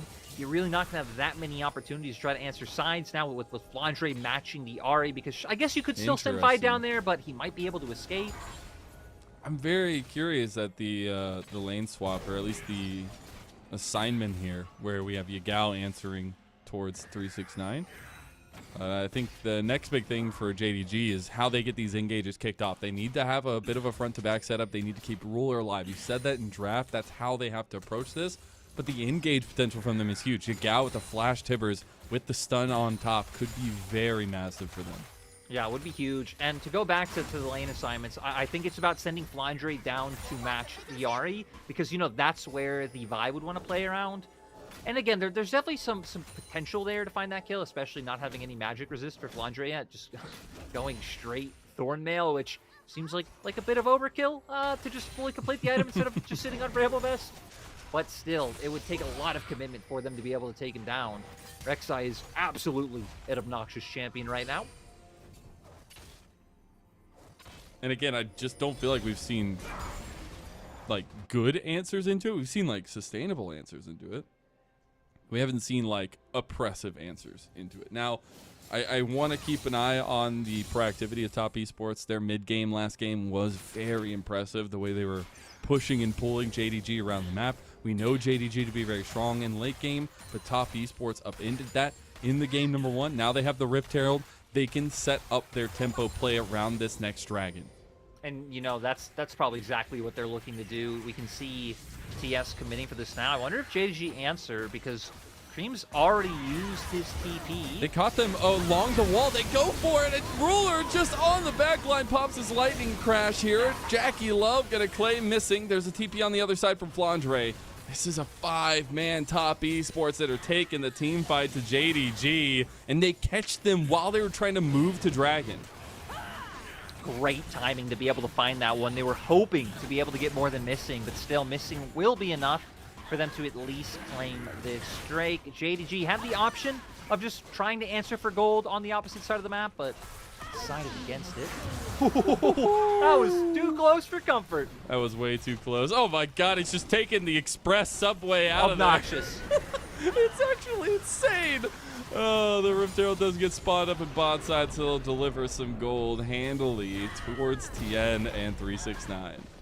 I do gotta say though, it's the type of obnoxious that I do enjoy for now. Oh now, yeah, we haven't seen too much of it yet, so I will keep welcoming. Oh, can he drive? Can he drive? Missing wants to deny it. Oh, he can't get in front of it. He's round the corner. He's driving full speed, full head, and he got it. Look at the driving skills of TN. First turret going over to Top Esports, and control of the map regained a little bit. That is a man who, you know, got parallel parking down on his first try. We're going to see the replay here. Like you said, just getting caught in transition, hoping to find their way into Ruler, but the charm ends up getting cleansed, but still, it leaves missing in the middle of no man's land, and that ended up being enough. I even like how TS started to back up early on, being not aware, but like threatened by the TP, paying respect to what Flandre could have done if they overcommitted to running forward. And I'll just say that's twice now in the series, maybe a couple more times as well, that teams have been caught around those lips, around the rock, and especially around the dragon pit there. And the difference is just the decisiveness of the engages that we're seeing come through so quickly. And I think that harkens back to the point for Top Esports, where their approach so far in this series has been to just strike when they see the opportunity into JDG. Yeah, and right, even though TS's early game has still been insanely strong, like this split, especially in comparison to some other teams, it's not like they've been as like ruthless, bloodthirsty as, you know, maybe the TES of some past years. Very much fine with toning it down, and again, just kind of playing out the map in the mid game. We are in our full first item spikes across the table. We actually see Mako taking an engage, the charm going a little bit wide there. Esports just moving themselves onto the map with this 4-man grouping. JDG, they don't have the items yet. They don't have the ability to really back up the engage that we were talking down so heavily earlier. And they're relying a lot on Jackie Love to get the poke down first at this point, right? Having 2 items finished up, he actually is going to be able to deal a significant amount of damage onto key players from JDG before they get too tanky. So I like it. Play slow around River, try and poke them out. They convert it into a turret, and they're just doing a nice job of keeping up this vision line. Oh. Potentially find picks. This might set up for the dive. Yeah, they're just all coming up here at TS. I said they were so good at moving around the map. They just touch out Kanavi, and he's gone. Top Esports have made the difference 2 mid-games in a row with their tempo plays. Yeah, just really heads-up decision-making. They were so fast to pull the trigger there. Kanavi not being able to get away from that Chains of Corruption. I'm guessing Jankulov may be shooting it from a point where he didn't see him, but great by TS. Now 2K gold up once again ahead in Drake's. They could potentially be at soul point in a minute and a half. Just a lot going for them right now. And I think at this point you have to start begging the question, is Varus going to be a ban priority for JDG, or can they just take it if they're back on blue side? Because this pick has been so crucial in setting up and making Jackie Love feel a lot more comfortable. Yeah, it has. But first, we gotta look at the dive. We're gonna see stopped it. Flandre, stopping 3. You know, I actually forgot about 369 coming in after I saw the Chains of Corruption anyway. So, yeah, it turned out it didn't end up mattering in the end. But to your point, I don't know, because we even still have other things that haven't been banned in the series, right? that, like Jackie Love can lean on, like even ignoring the Draven, right? Things like the Callista is something that Jackie Love and Mako were huge on, and I even think like Renata's Mako's second most played champion this month because of it. So it's like, all right, you can take that away, but I think there's going to be other options there that give TS early pressure. But you're right, it will change things up a bit because Jackie Love is being able to play from a safe distance from all. What's the Flandre Express called? Does it have a cool name, or is it just called the Flandre Express? I can't, you know, I'm a big fan of the classics. So the Flandre Express sits well with me. The Flanders Express works too. Ooh. I don't know why. Junction. Oh wait. Okay. We're about to enter the know. Flanders zone here.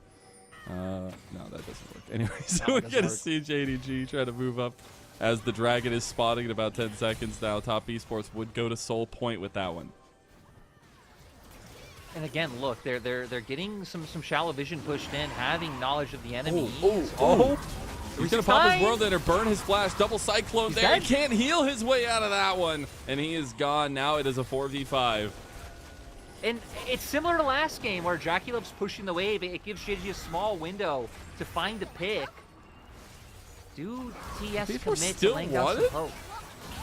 They still want to fight this. Jackie Love stepping up, has the Chains of Corruption. Tien waiting to get the steal. Flandre, he actually is looking as the front line here to push them off, and Top Esports will learn better of it. I mean, this makes sense. I don't think TS were ever really thinking of No way. committing for a fight. They wanted to catch them in that side thing again. Like, stay in the area. You have the bars to keep poking them out. If anyone oversteps trying to turn on you, you have your opportunity for the pick. Yeah, so Yagao realizes he has to burn his TP, or he's not going to make it out of there. Ends up getting away in the end. So, nice by JDG to just completely turn on to 369, now keeping us 2 dragons to 2. Evening it up, and it all started by picking out 369. Flandre with the flash play. Yeah, 369 getting a little too big for his britches, walking very far forward, where, again, look where the rest of his team was. Really only Cream was like moving forward and aggressively posturing against missing in the flank, but just decisive by Flandre in that small window. Ooh. Cream realized someone was there, but maybe didn't realize 2 people were there. Magna's sword coming in. Mako is there. Spirit Rush gonna be used, gets him out barely, and now Tien has a lot of damage to get back. Here comes Jackie Love as well. TP play from JDG. He's gonna get taken out. No way! Kanavi is down. Double knockup from Mako, but Tien is the next to fall. Yagao claims his life, and now Cream needs to make his way out of this one. He's starting to burn down Flandre, getting stopped in his tracks by Mako. Jugglers traded on both sides.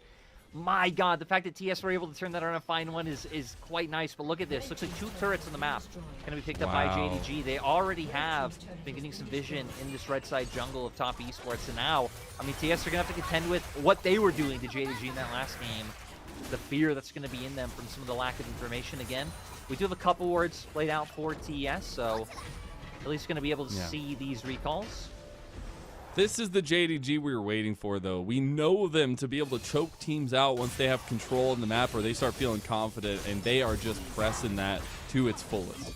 Nice job on the Q into the crash down. They got rid of the spell shield from the verdant barrier before full on committing, but it's going to be here where the CC chain comes through of Alistar headbutt, the charm, chains of corruption. Like, my God, Konami never gets a chance to exit once he does enter the fray, but JDG were able to answer.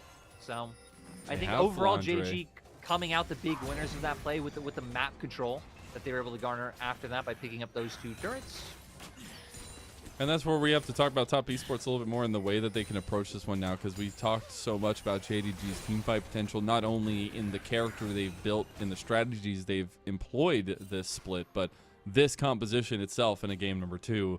And Top Esports, they are still looking for those single targets. They really want to get the ball rolling, but it's a little bit harder to do because you don't have so many pieces committed to that just as much. So they're hoping that someone from JDG shows on bot wave, and TS are thinking hopefully they don't assume that TN is here because Baron's up.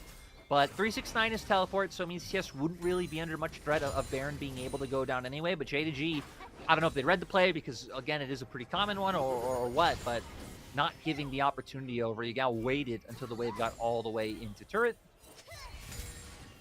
Now we are on 3 items there for Jackie Love now as the upgrade. Miramana, and we are going to be getting close to 3 items for Ruler as well.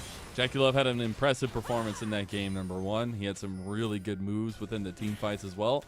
Ruler definitely set up a little bit more in this one than he was in that game number 1. So I'm really looking forward to the gunslinging these guys can bring to the table. And it's all going to be up to him, right? I mean, the setup's going to have to be there from everyone else, but he's going to be the one dishing out consistent DPS. We finally have, though, again, Flandre only becoming more of a menace now with the Visage completed.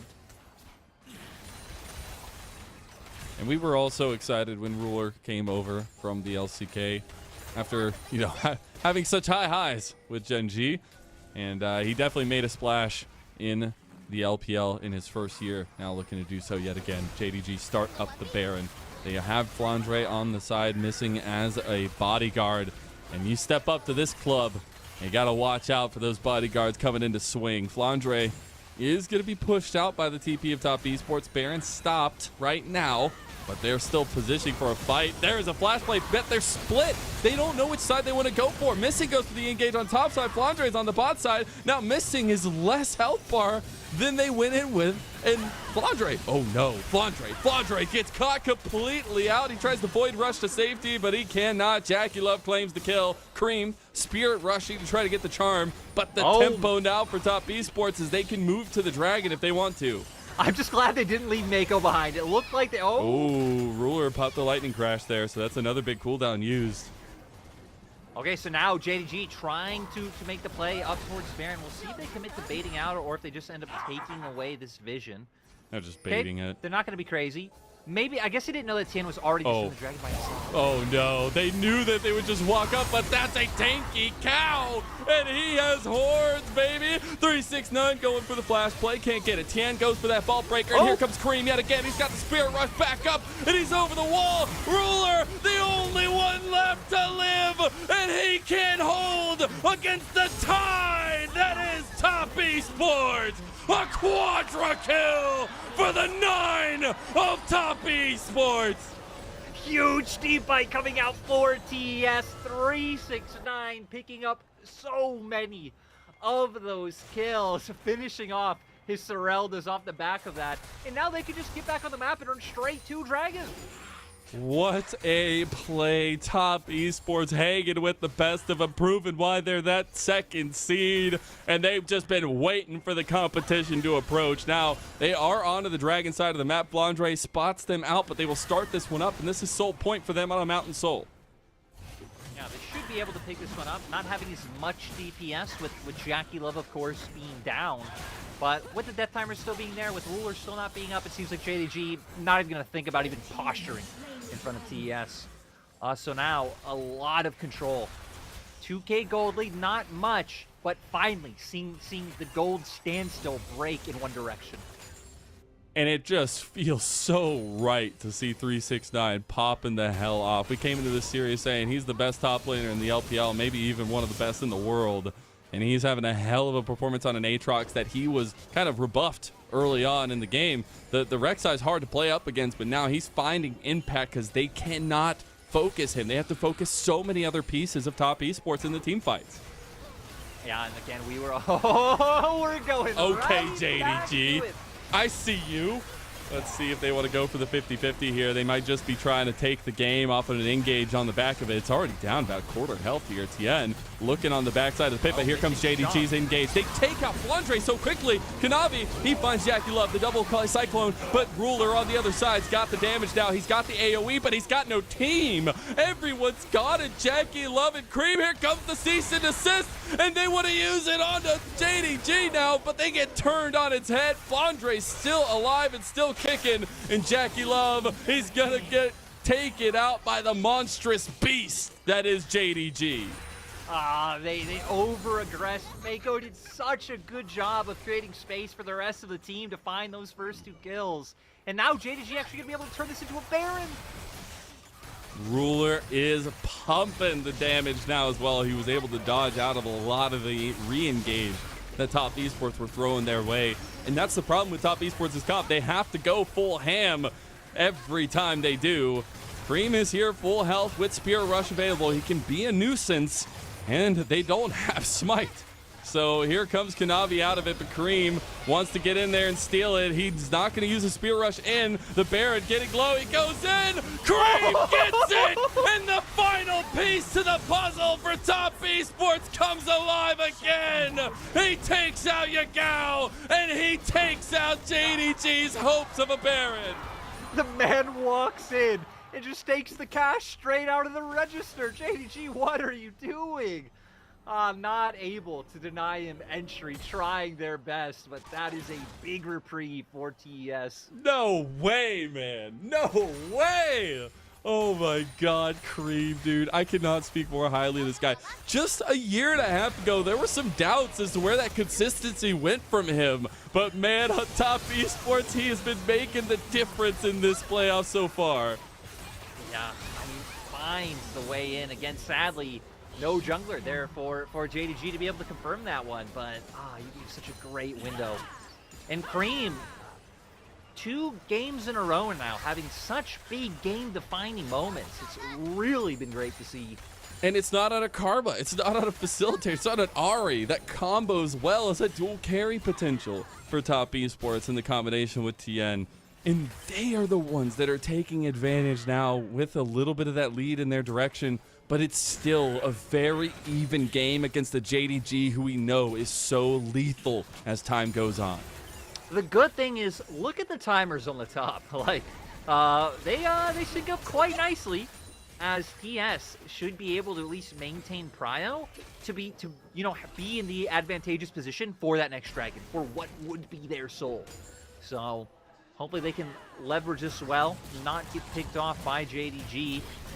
You can see there's a bit of fear in terms of overextending too far with this Baron to pressure some of these turrets. I mean, there's a ton of CC by JDG, right? If you're only showing 1 or 2 on a side lane, that's where JDG will be looking. 4.5 items now for Ruler, almost on that full build for the Zeri. We've seen him there before. We're on 4th item now for Jackie Love, as well as 369. We're going to be 4th item for Yagao. We are getting to those late game builds. And one big team fight, just like last game, could really explode the lead either way.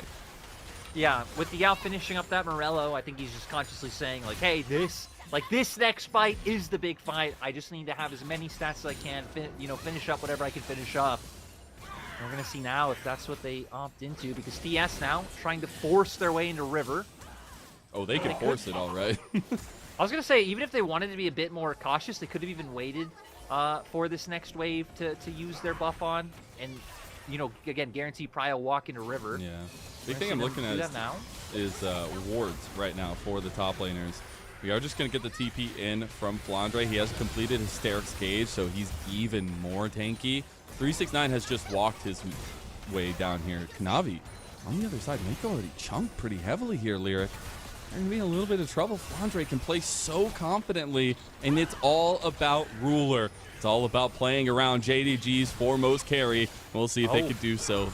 Yagao is already chunked. Exactly. That's 2 Qs. Only 2 Qs have hit Yagao since the standoff started. He's already having to opt into a reset. This is a soul. This is a soul. This is a mountain soul for top esports. Flandre missing the engage there. They're going to turn back onto the dragon pit, rather. Yagao really try to force this recall. Yeah, I mean, he got spotted out the first time. It seems like TS maybe not going to assume that he's just going to go for it outright after backing off, or they could have tried to force an engage through. Still taking this one very slowly. And look at the waves on the minimap. Like, top's pushing into them, mid's pushing into them. It's not in a great spot. And get a little bit of damage on the Flandre. They're waiting out for the Chains of Corruption here. It's coming up actually very shortly for Jackie Love. Flandre trying to go on the flank here. Kareem getting chunked by Ruler, and it's starting to get reset now? huge. Yeah, he is. They need to wait though, because Chains of Corruption is up now for Jackie Love, but JDG don't want to wait any longer. The back will get completed. Oh my god, it's just back and forth, Lyric. I love it. And now they're actually just going to send Cream mid, but now JDG are starting, so he needs to TP in. He's going bot side. Half health on the Dragon here, but top esports, they can fight their way out of this one. Ruler not going to pop the lightning crash yet. Cream over the edge here. Dragon is the focus right now. Tiet is in the pit, but he can't get it. Kanavi gets it in the end, missing very low. Cream on the other side, but they already get the GA popped here, and now Jackie Love has to fight his way out of this one. JDG, they want to go for the blood though. They're on to Ruler, but Ruler stands tall. Here comes Cream. Here comes 369. They can't get him, but they can get the front line, and it's triple kill for 369. And top esports, they didn't lose a single body. That's a quadra kill again for 369, and he keeps adding them up. 2 quadra kills in 1 game for 369 on the Aatrox. This man is really delivering in these team fights, and now TS going to be able to take the reward of taking some of these structures from JDG. JDG are going to be kicking themselves from that one. I think TES just win. Yeah. That's 2 games in a row that JDG have been taken to task. They were the team fighting team, but you can't fight as a team if you're all dead. Top esports push us to match point. What a big game from TS. Again, we were coming in hyping up JDG's team fighting, but my god, TS is finding a way. That Hawaiian shirt's looking real good on top esports, I'm just saying. Yeah. I mean, again, like we said, there's no way we don't get 5 games, Mazel. What is happening? My god. What a game. Top esports, they didn't need any time to warm up. they had all the tape they needed in those 3 games against Weibo that JDG have, and it's 2 games in a row that we see a ruler-based composition where we see the jungle combos coming through. What has worked for JDG? But just like JDG did against Weibo, there is a big old wall in their way, and they just keep headbutting themselves against it and falling short. That is it for game number 2. We'll see if JDG can push us to a reverse sweep, or if top esports sweep it all away.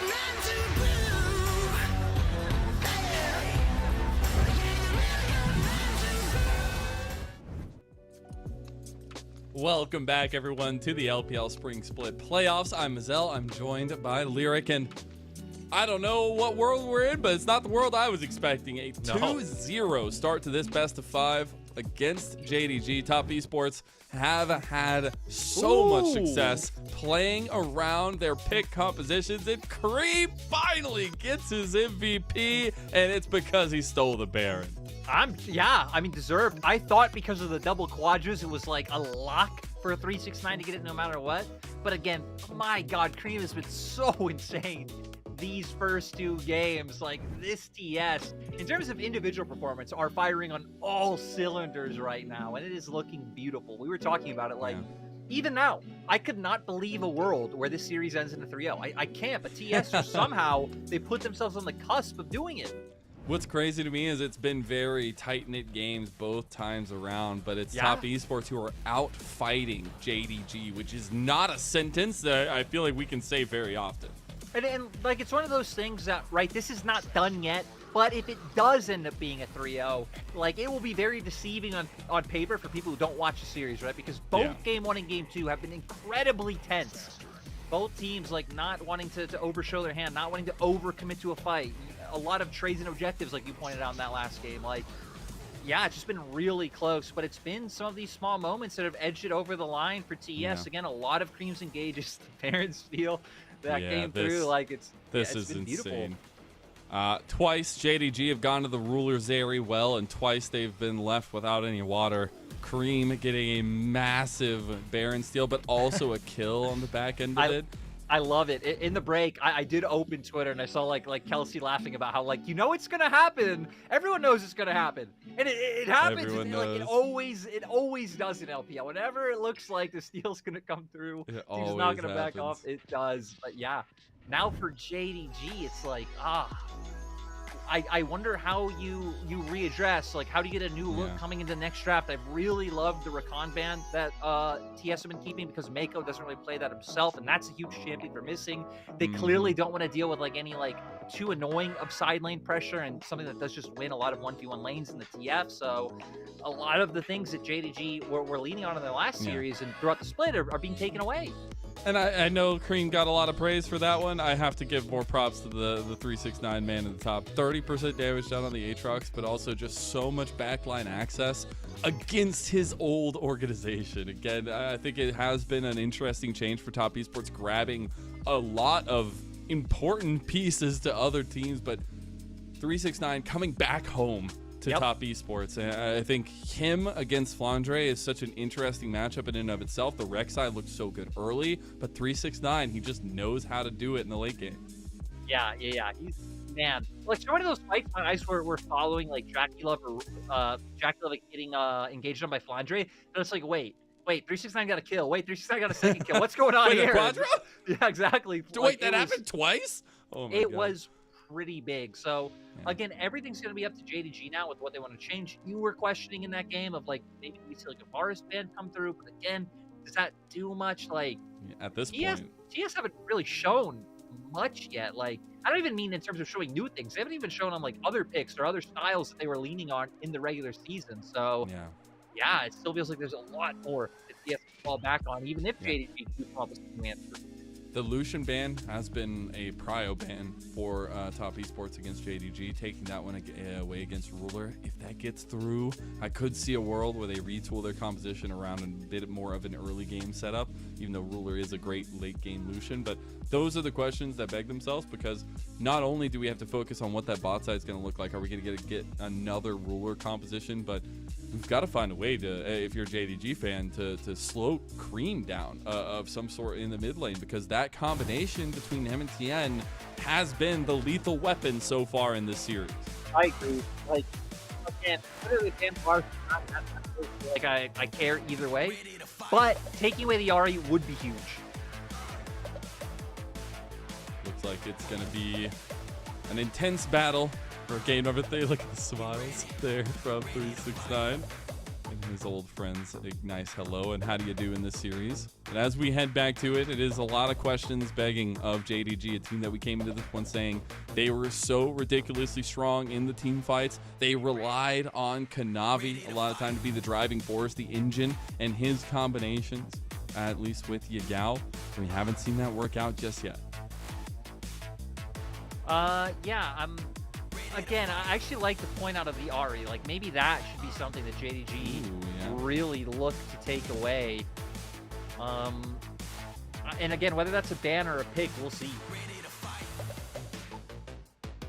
Very curious now as well, the way that Ruler has played into Jackie Love, the Varus being consistently grabbed right now.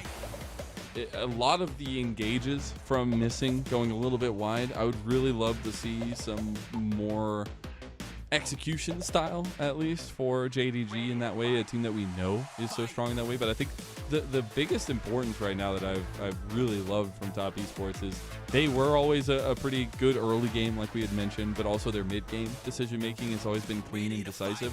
And they are on their P's and Q's today. Like, they have literally just gone for point-second engages so many times to work out for them and catch out JDG within transition. And that is the difference maker between a killer team and not. JDG on the blue side, they will first pick that Rek'Sai yet again, as we see a lot of similar bans on the table. The Lucian and Rakan by top on the other side again. I mean, I would expect the same thing, right? Just Varus into the Ari. Right, JDG not changing any bans yet, not changing their first pick. I mean, it's not like we're looking at this and saying, hey, they've been losing because of draft right, but it just feels like when you lose twice in a row with TS getting some of the same power picks, for a that third maybe time would in have a row. readdressed. Yeah. Oh my God, we're salty running it back right now. So JDG grabbed the Rek'Sai and the Zeri. We already get the staples of Top Esports this series so far in the Varus and the Ari. So this, I was gonna say, is this where they changed it up? Oh my God. Rel for a third game in a row.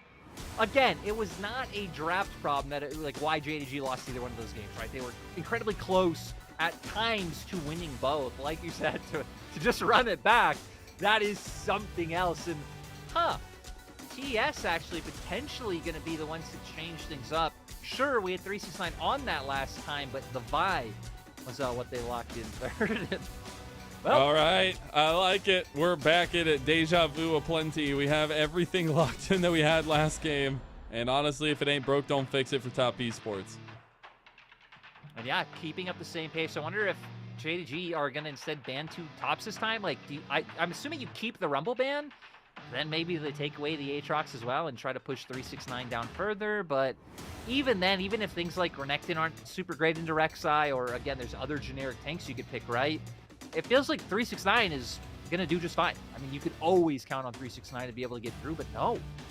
Actually committing to the Renata ban first. Again? Honestly, just copy and paste the last draft. The least it's been. Whoa. If they ban the Rumble here, actually, they banned the Rumble first last time. So we got a slight change up, huh? It makes the biggest difference. I do like the Lee Sin ban towards Kanavi, though. I feel like he's just so fluid on that champion. It's so ridiculously strong. We'll see the final ban of JDG. Still counter pick available for Top Esports. It's the cow. So more focus towards Mako. To be fair, right? So. Yeah, Mako, like a lot of those times we saw 369 jump onto JDG's backline and Flandre jump onto Jackie Love. Mako was the difference maker in making sure that Jackie Love would stay alive more often than not in those situations. So I like pinching him even more. And it's going to be kind of hard to find options down in that bot lane. Rumble's going to be a fun one because we expect it for 369. Theoretically, you could flex it if you wanted to, but yeah, we'll see where TES go from here because, like you said, 369 with the Rumble can be terrifying. There's a reason it's been banned away. And I think now you really need to have an answer for JDG. It needs to be something, at least in the way that you execute the early game, to make sure that you can get a point that Ruler can carry. Because we've seen Ruler get to full items 2 games in a row. It just hasn't been enough. So the Wukong for Kanavi yet again. Back to some comfort for him, but also some very big engage potential. It's the same as last time. It's literally they the have same the time. Ari. They're going to lock in the Annie now. It makes sense, honestly. JDG are just going to hope that they can put up a better showing this time. But now for TS and where they go with their last pick, that's what I'm most curious about. Again, just because of the number of bans we've already been given down to the support role. Like, we are at what, 5? Yeah, 5 support bans already being given over. Again, they could put the Rumble down there and go with some kind of like tank in the top side. You still have other niche champions left open, like Fresh, I guess, if you want to go that route, even though that's not really a pairing you see all too often. But it looks like, no, we are going to get... Yeah, looks like we're going to be getting... Ooh. Actually, going to be make on the Ornn, yeah. Nah. So both of them have played it once this split, which is why we're wondering. Right? Mako has pulled it out, though. That obviously was with the Senna. You wouldn't really Ornn otherwise. So still, though, you look at this, Varus Rumble the bot lane, like, it is going to be so annoying for Ruler and missing the play against. So they're going to keep that up. And now 369 just going to get to show a bit of the last year 369, right? Just be that team fighting menace who can weak side with the best of them. And he's going to be an incredible front line. I think that would be the only thing I would say was lacking from Top Esports' composition last time around. Yeah. And he's going to back that one up full plenty here. And he won't be getting that backline access, but it'll be more on Cream and Jackie Love, who have had incredible series so far. And we'll see what JDG can do here with a bit of a retooled version of their composition from last game. I'm... the closer we get, the more I'm scared, because it's like, all right, I see the Ahri still being there for Cream. He's been huge. We have Jackie Love on the Varus again. He's been huge. Again, JDG have not lost because of comp, but I think TS is going to feel a lot of momentum being able to fall back on champions they've already been winning with. But now, we're looking at Gal in the cam. He looks like he's full of vibes right now. And sometimes, Mazel, vibes is all you need to bring it back. Top Esports lost to JDG in the regular season, week number 7, 2-1 in a knockout drag-out best of 3. Right now, they lead JDG here 2-0. A loss here does not mean you're done, but it means you have 1 life left. And onwards, looking to BLG as the next matchup. Top Esports up to match point.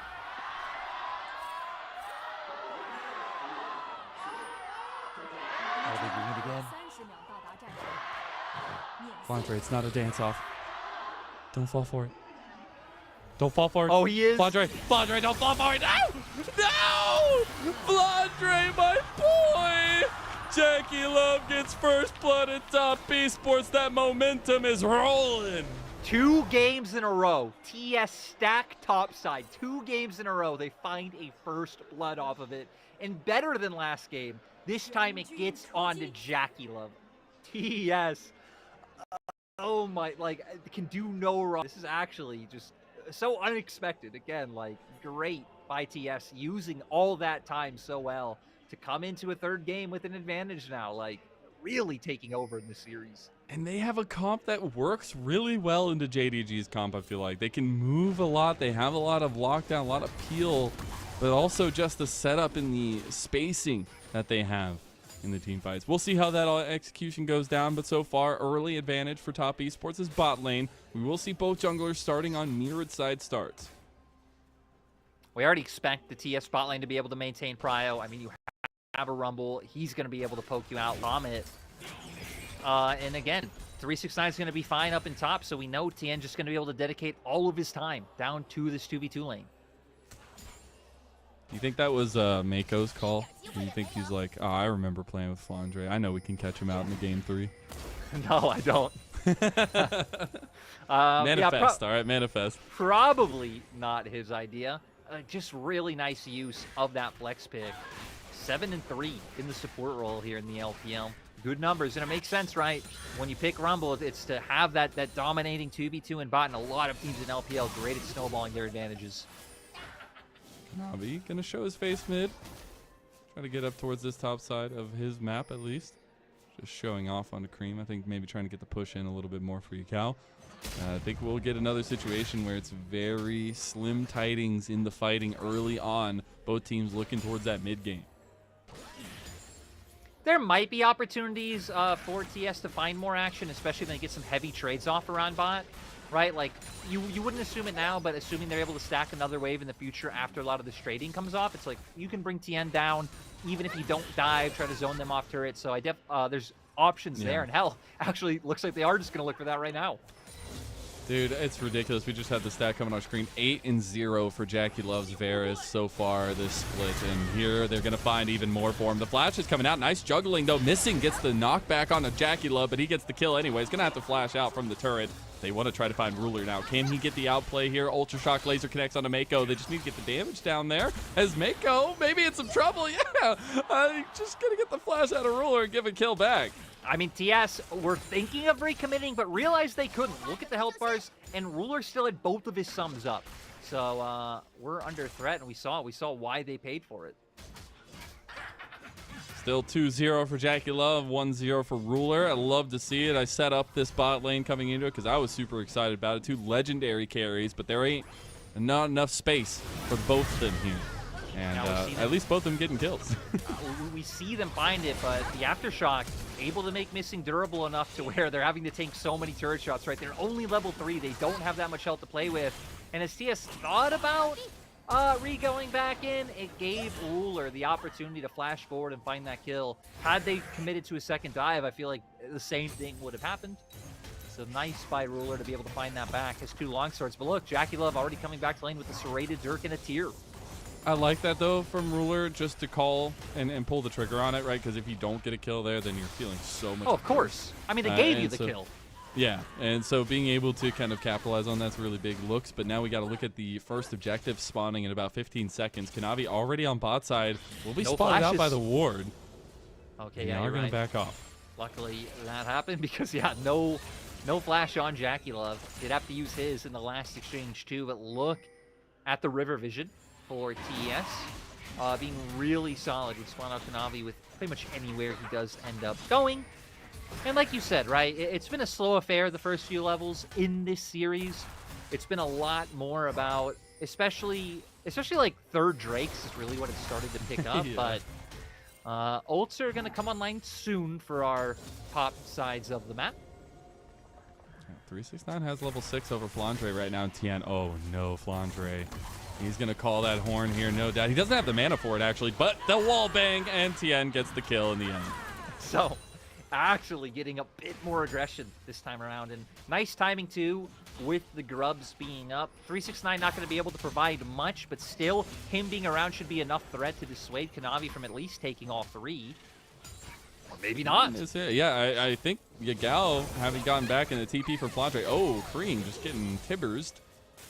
Take about half his health in trade. That was a grub at least secured by Tien, but 2 of them go to Kanavi. Still, I like that Cream actually matched the play and was able to train back on some of the HP. Because Yagal was going to go for the tibbers anyway to force him back, but you're right, my god, the spotlight. Dude, it's 20 CS for Jackie Love. A plate goes down as well. They're crashing into it. It's difficult to try to pick these up with the Zeri, but he's able to get a decent amount of them down, and that just means that top esports will have so much priority around bot side now. I'm going to say it again to the hopes of not jinxing it, but again, we hopefully after seeing these series, the Jackie Love storylines disappear. Because again, this man has really just been a reliable source of pressure, a reliable carry for TES all split long. He's a world champion for a reason. I think a lot of fans grew up on this guy, at least in the LPL in recent history, right? On IG. Having been on that incredible roster with the Shy, with Rookie, big names like that, but as well as obviously Battleland. I was going to say, what about the other big names? Yeah. That's a lot of words. But I think the biggest thing for Jackie Love is that consistency that he's always brought to the table. I was really excited to see him with Rookie last year reunited, but I think a lot of that kind of boiled down to not being able to have that double carry style. But I think Jackie Love, being very complimented by Cream, has been unleashed this split for top esports, and he's been a part of the organization for a while now. I feel like another part of it is Mako coming into, right? Like, Jackie Love and Mako work so well together. I mean, hell, most of the time, Jackie Love having to play with a lot of, like, newer supports coming into the league over the last few years. So having a hardened veteran like Mako, a world champion in his own right, you know, like 2 different eras of LPL world champions playing together. And that's also just so crazy. It's why it's been so hard for my brain to kind of realize, you know, Mako having had a big entrance, but now we cast to curse the hell out of Jackie Love, and he'll just die to Ruler in the end. A lot of gold going over, too, after the shutdown. So able to get one back and, like you said, shut down there. So it's going to be nice, especially with it going into Ruler's pocket. JDG this time dedicating more resources into their bot lane early on. Ruler in his sophomore year of the LPL. We are seeing, though, 369TN combining yet again onto Flandre. Going to use the Void Rush to get out of the Ornhorn, but now he's going to use his tunnel to get out, but he can't do it. He's going to use the second one. No! The CC chain is just too much. 369 claps him. We're actually seeing a Rek'Sai get punished in the early game. Usually it feels like a waste of time to pressure Rek'Sai. I mean, he just has so much sustain from his passive. Has the mobility with the tunnels, but just nice windows from TN to be able to set this one up. Still, obviously, you'd rather be getting more gold into your bot lane, but you got to take the timings when they come to you. And you'll have the scaling that the Ornn provides, too. I think getting 369 ahead. We saw what he did on the Aatrox last time around. Gonna have a big brain in this one. Already has that Sunfire completed 9 minutes into the game. The first mythic item there. At least not mythic item, but legendary item. Now, Jackie Love with Mako, they have level 6s. They can press bot side with Cream moving down as well. Getting a control ward there, so gonna be able to spot out Kanavi. Some nice information on where the jungler is. It looks like we're gonna have the lane swap again that the JDG tried last time around. Flandre in mid for now. I mean, they didn't really commit to it in this way. They at least did it when we were already inside lanes. Hey, but this time he only has the Bramble Vest. It's fine. Kanavi's gonna try to go mid, but he can't do it yet again. But I guess just feeling like the sustain that Flandre can have against Cream is a little bit better, and Annie has a little bit more sustainability into the 369's. No, so they sent you Gallop to catch that wave top. They are swapping back now. But look at this punishment on bot side. They are just getting another plate here. And move down TN as well. He does have the cease and desist coming up soon. Might get another plate? No way. They're just hovering around their win condition in Jackie Love. He's had 2 incredible games on the Varus, and they have so much gold going his way. Not only is he up in CS, but he's going to get a 3rd plate here too. That's the thing, right? Not only is he getting gold and just being funneled a ton of gold, they're denying Ruler so much, and now look at JDG. They're actually swapping Ruler missing up towards top. It makes sense with Kanavi going for the scrub timing, but I can even just understand completely just outright avoiding that 2v2 at this point. It's everybody from JDG up into this next groupies. We'll be able to get 5 of them. So not too shabby, but this could just be the whole plates and everything going down on the bottom side of the map, which it will be. TN making sure to get the extra damage down here. So there we go. That is the trade that we've decided on in this early game. And honestly, JDG, they'll have a bit of an insurance policy with that to help them if they can start winning team fights. That's going to be the tough thing, right? Because now the way JDG will really get value out of using mites is, especially you're thinking about like Baron push later on and situations like that, is TN. Oh, that is a scary Void Beast.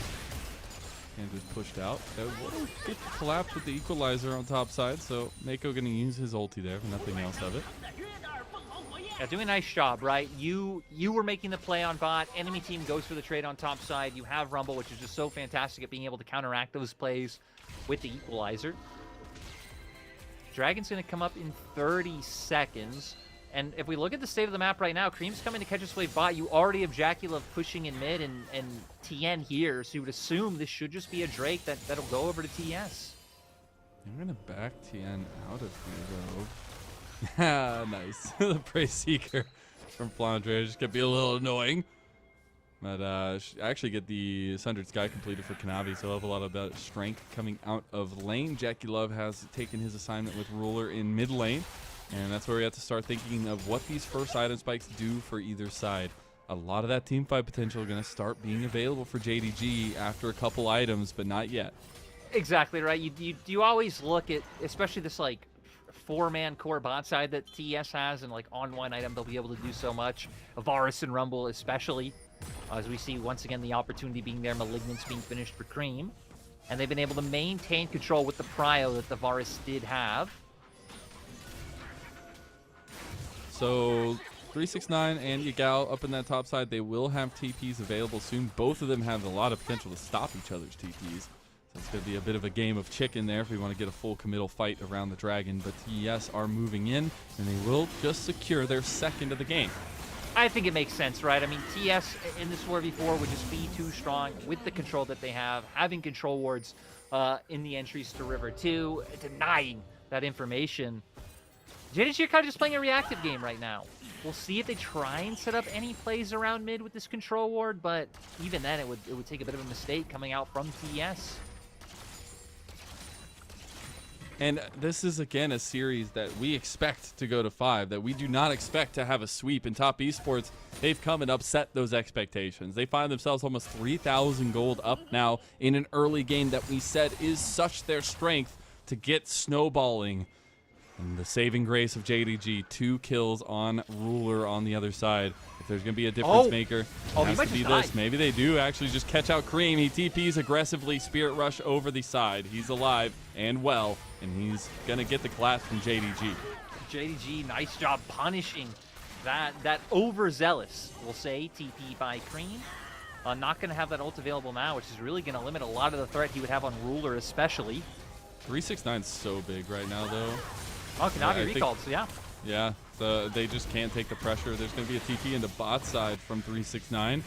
Going away from the Rift Herald play. Top Esports will just secure that one. So they go from objective to objective and secure both of them. Like we said, these teams have played each other so many times in best of fives. Usually JDG actually getting the better of them slightly, 14-11 in series score, but so far, even this game, 3K gold lead. TS are making their way to equalizing that. That's the craziest thing, man. Is like the difference is the legacy of these two teams, but not only that, is like you look at the names as well. We have literal world champions on both sides. We have so many historical moments between these two. Cream and Yagao, a little bit of the newer ones, I feel like, but everywhere else we've had tried and true legacies built. And I mean, to be fair, Yagao's got quite the legacy. Well, I'm saying Yagao and Cream's legacy into each other. Like, there's not much there. There's not much of a track record. Just like the last two. How do you know? Years, every time Yagao's brushing his teeth, he would just be, talking crap to Cream in the mirror. You don't know. Hey, well, he's gonna need to do something here because Cream has gotten the better of him 2 games in a row now. Cream all by himself, and now he realizes what has happened. Spirit Rush his way out. Dude, he just keeps taking the advances of JDG. Yeah, really, every single time. Oh, God, we're now just at that part where no neutral objective being up, right? It's about the push and pull with Vision to try to set up for a pick. I like that TS have been consistently hammering home at this mid lane turret, knowing that Ruler would be under threat from Jackula if he walks too far forward. So doing a nice job, but JDG have been no slouches about pushing back in for their own Vision. No, they haven't. I think... Oh, my God. Jackula's doing so much damage already. I think another thing that was interesting to see against Weibo for JDG was the strategies they used in a lot of the, at least in game number 1, using what Weibo had tried to use and kind of counteract that. Here, it feels like they've been trying to play their own style, but Top Esports have just been able to be the better mid-game team to stop JDG's late-game style. Yeah, and again, like they've been delivering really well on the picks that they've been able to get for JDG. Even though I agree with picking some of the side lane stuff against Weibo was playing into their style, right? That also is just something that Landre's historically shown he's been able to do. So, maybe they could have tried to lean into something along those lines here. But again, things like the TF have been constantly banned away in this series. So, not a whole lot of choices there. Still have the opportunity to win out on fights, but with item advantages going the way they are, it's still going to be hard. Ruler has caught up a bit in CS from how far down he was earlier on. Heavy presence in mid lane, at least. Rift Herald available for TN to use. How many options besides this mid lane to really use it if they want to go ahead and go with that play, but should be using it around the dragon. It's a bit of distraction there, which, speaking of, we got about a dragon in 30 seconds. And you see some movement around there, some vision gain as well. Jack Show completed a second item for 369. Yeah, Edge of Night as well.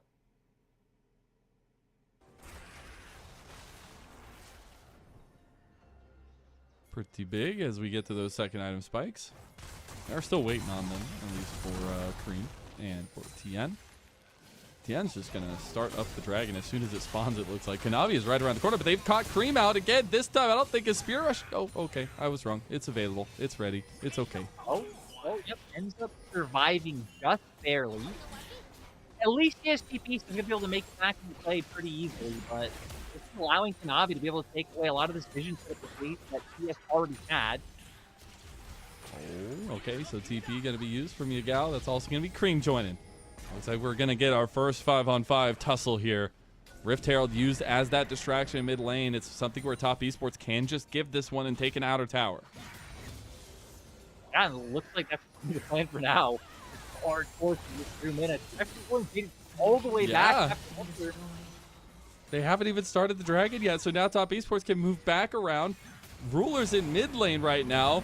And Top Esports, they're just going to pull the trigger. Ruler is nowhere near this fight. They are going to turn on to 369, though. That equalizer, red carpet out. They've caught Ruler. Transition. This can't be happening. Cream going to find it. And that's a knife to the heart for JDG. They are completely trounced as Jackie Love hits a piercing arrow to the heart. JDG are fighting back. They've got some give, but it's not going to be enough. And JDG, they've lost the team fight yet again. Cream is having the series of his life, but Kanavi is right there with them. Yagao is trying to fight it back, but Kanavi, maybe the engine is enough, and it's the engine that could. JDG fight tooth and nail and finally find something.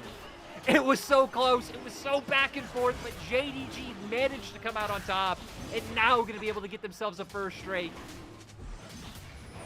What a play. Oh my goodness. It all started by Ruler getting caught out, but honestly, props to the rest of JDG being able to fight that one out. Yagao having a lot of strength as well. They were completely turned around here, but they get the big engage back, and we're back to fighting. Oh, missing. He's caught out, and we've seen Top Esports take advantage of JDG in transition before. They aren't going to commit to it fully. Now they decide to back off in the end. I have been made aware, Mazel, that, I'm being a bit more of a robot tonight than usual. I'm going to hope that doesn't happen now because we're finally getting into the brawl. We're finally getting into the bloodbath. There's no time for any of that. I need my co-pilot. JDG especially being able to step up and keep this competitive. Now Baron on the table, so again, vision controller on top side going to become a lot more important. We could see TS already having a thin layer of vision into JDG's top side jungle. I'm wondering now how this works out because we see the pick potential for Top Esports. We've seen it 3 games in a row now. JDG, they have carved a little bit of the lead down, but it's still about 4,000 gold in favor of Top Esports, and we know Top Esports to be so deadly if they have advantages. JDG are the ones that usually choke their opponent out with control of the map. So what can they do to get Ruler set up in a position of success, and Yagao honestly as well? Actually, maybe not needing any time to set up Void Rush used back in, but Flandre getting bounced around the bounce house and taken down in the end here. Eventually, it'll go to Tien. Yes, a nice job being able to find a pick. You can see on the opposite side of the map, JDG are hoping to put one on the team. Winter's reset. He's going to get the back off in time. Looks like he will. No answer. Able from JDG. We even see more items from both. Oh my god, no!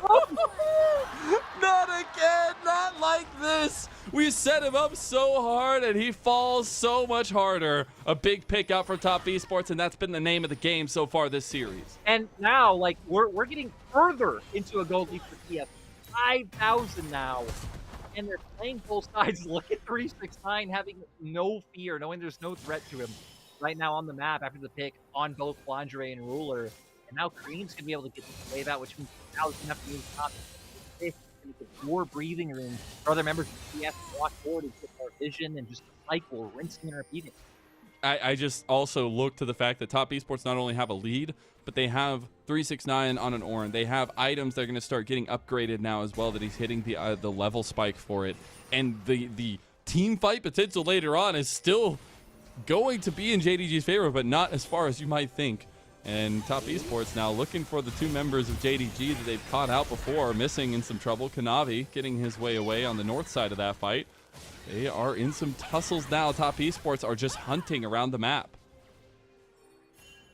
I was wondering if they would feel confident baiting Baron off that, off Kanavi being a bit low and Ruler not having Flash, but Jackie Love doesn't have Flash either. Ruler does still have Cleanse, so I could understand just going back, playing your side waves, pushing those out. And TS, again, they've really just been doing such a good job of grouping off those timings and keeping up with that tempo. Did we talk a little bit about JDG's approach in this series so far? Because they've tried a similar composition 3 times in a row now, and it just has not worked. But this is their best compositions, it feels like, when they have found a lot of success in the season. So is it a situation where it's just been execution the name of the game? I mean, it's been so close, right? It feels like we can boil it down to a bunch of small things if this was a VOD review. But especially last game, some of those fights were so close with 369 finding those quadras. But we have to worry about this fight. Flash still not up for Jackie Love. Ruler's about to come up. JDG are in a weird spot right now. Their team is completely split. They do have Ruler who can jump over the wall, but they end up going back towards mid. Cream not going to go for that flank angle. 369 stepping up, waiting to pull the Orin Horn, and Jackie Love has gotten his upgraded item now. Big damage on the table for Top Esports, and JDG need to find the right fight. Kanavi, he finds the right fight. He finds Jackie Love. Equalizer coming down as a re-engage there is on the back line. Tien on a Ruler. Ruler fighting him down. Jackie Love finally goes down. Both ADCs are gone. And all of the damage now. Cream, wait, Flandre's just under tower right now. It's just going to get taken out by Cream. Flashing for it. Now Missing's fighting on 369. Flandre, he's being run down by Cream, but he ends up making it out now, though. Tien looking for the long angle here, as they can chase him down. That healing isn't going to be enough. He gets the vault breaker in time, and here goes the beast as Tien comes out on top. So more kills going the way of TES and JDG. JDG were able to find a few, at least killing off the TES bot lane. But now, Reset's coming out first. You're going to be able to get down there towards that Drake. We'll see if TS feels This is a crazy fight. I mean, this one was wild. Especially, like, I cannot believe Tien especially ends up living. They do a nice job of trying to peel for their AD carry. He goes down, but it was this. Tien jumps right onto Ruler. Hippers comes out. Dude. And he looks dead. But gets out just in the nick of time with the flash and 369. Then running onto the Annie, helping peel for him. And I mean, Flandre goes for the trek around the world, but it doesn't matter because here we go. Top Esports once again at Soul Point. Bold of Flandre to go for that kill under tower, but felt like he needed to get something there. And I know Ruler's going to be kicking himself. I got to give Tien huge props there. He literally backstepped as soon as he saw Yagao step up to get the tippers down and dodging out of that CC. Huge stuff from Top Esports. And now, off the back of that 5K lead, off the back of that Soul Point Dragon, they take a tier 2 in mid lane. Their items are just getting completed left and right. And JDG, they've been left wanting 3 games in a row. Yeah, JDG, again, they just have not been able to convert this into success. And again, I feel like some of it should have been taking away some of the picks that TS have found comfort on within the series. Now, though, Flandre... He's got the Flanders Express, but can he get there? Looks like the trains might not be on time anymore as the rail line has been shut off. Oh, they're doing Baron. JDG, they are using this timing hugely. They are burning the Baron. It's already almost gone. Half health down, and Flandre's still alive. They realize 369 needs to TP over there. Top Esports. Cream has been here before. He doesn't get it this time around, though. He's out of the back of the pit. The equalizer used. Here comes the Orin Horn as 369 go over, and now they're on to Kanavi. He gets caught out. The rest of the Baron buff's not going to be there. Flandre had fallen in the side lane too, and only 3 purple capes survive. Still, I think it's JDG with how this game was going. You'll take that. You were 5K gold down. You were losing every fight, even if only by 1 or 2 kills. Still, now going to be able to have that Baron try and stop some of that bleeding, get some pressure for yourself, and at least be able to establish a defensive vision line. Coming into this one, we set so much pressure around the mid-jungle duos. They have been so important in every game so far. JDG make the quick fastball play onto the Baron. They actually come up clutch with it, but it's the fight afterward that goes a little bit wonky. I mean, it makes sense, right? They're already in a bad position. You have ults to throw down like the Equalizer and called the Forge God, so was one of those things where JDG, when committing for the objective, kind of end up in a worse position for the fight afterwards, right? We see a lot of teams kind of opt out of just starting on the objective to try and get the advantage of the fight. TES do that. But still, it was a nice heads-up call by JDG realizing, hey, it's going to take them decades to kill Flandre. Let's take Baron. We did just get third item for Ruler. He is going to be so important on the 3-item spike of the Zeri. He is the person you have to watch in every single JDG team fight from here on out. We also got more upgrades coming across and more items for top esports, so they'll be able to lock him down pretty heavily. But if we know one person that can step up to the plate when it's needed most for JDG, it's Ruler. Just going to have to do it here and now, but actually, it feels like Kanavi maybe going to have to be the big one, finding just a massive Cyclone out of the backline, right? When we said it, Kanavi's been the standout for JDG to split, the player that they have relied on. First all-pro jungler. Jaculov's Flash is going to be back up soon. It's not going to be as easy to punish, but it feels like the difference has actually been some of like the top side, right? It's been top and mid, finding access to the backline and supports healing for their AD carries, but which top can do more? All right, we got a minute 40 out from the Dragon. Oh, yeah, top esports want that. He actually go on to Tien. JDG, Chains of Corruption hits onto Yagao there for JackieLove. Big equalizer here, too, and JackieLove is free hitting onto everyone. Ruler has waited to go in just yet. They will lose Kanavi, and now Tien going a little bit over Ham. Kareem having popped that Spirit Rush. They are down a jungler. He will be up in time for the Dragon, though. Gonna go for the reset off of that one pick. I can't believe it didn't turn out to more. I think Equalizer could have been positioned a little bit more aggressively. I think it only ended up connecting onto one, but still, you were able to find the one. You were able to get your front line out, and you will take that. Hell, you even ate up all the time of JDG's Baron. There it is. It's gone. That's so big as well because they just lose so much map pressure now, and they are still taken. down 4.5 thousand gold, but their fight cannot be done yet. Their moment is not done yet. We get the final upgrade for Tien, but it's JDG with a 35-second timer to an Ocean Soul for top esports, and they've got to find something that gives. 369 and JackieLove wanting to go toe-to-toe up against their old mid laner in Knight. They're looking for that match, and now having set up on River, looks like we're going to get the fight soon. Mizel Dragon up in 15, called the Forge God, going to be up very soon too. Again, clearing out some vision here. 369 getting caught out a little bit. Ruler is up in front. They could pull the trigger. Oh, yeah, you're missing. He's gone.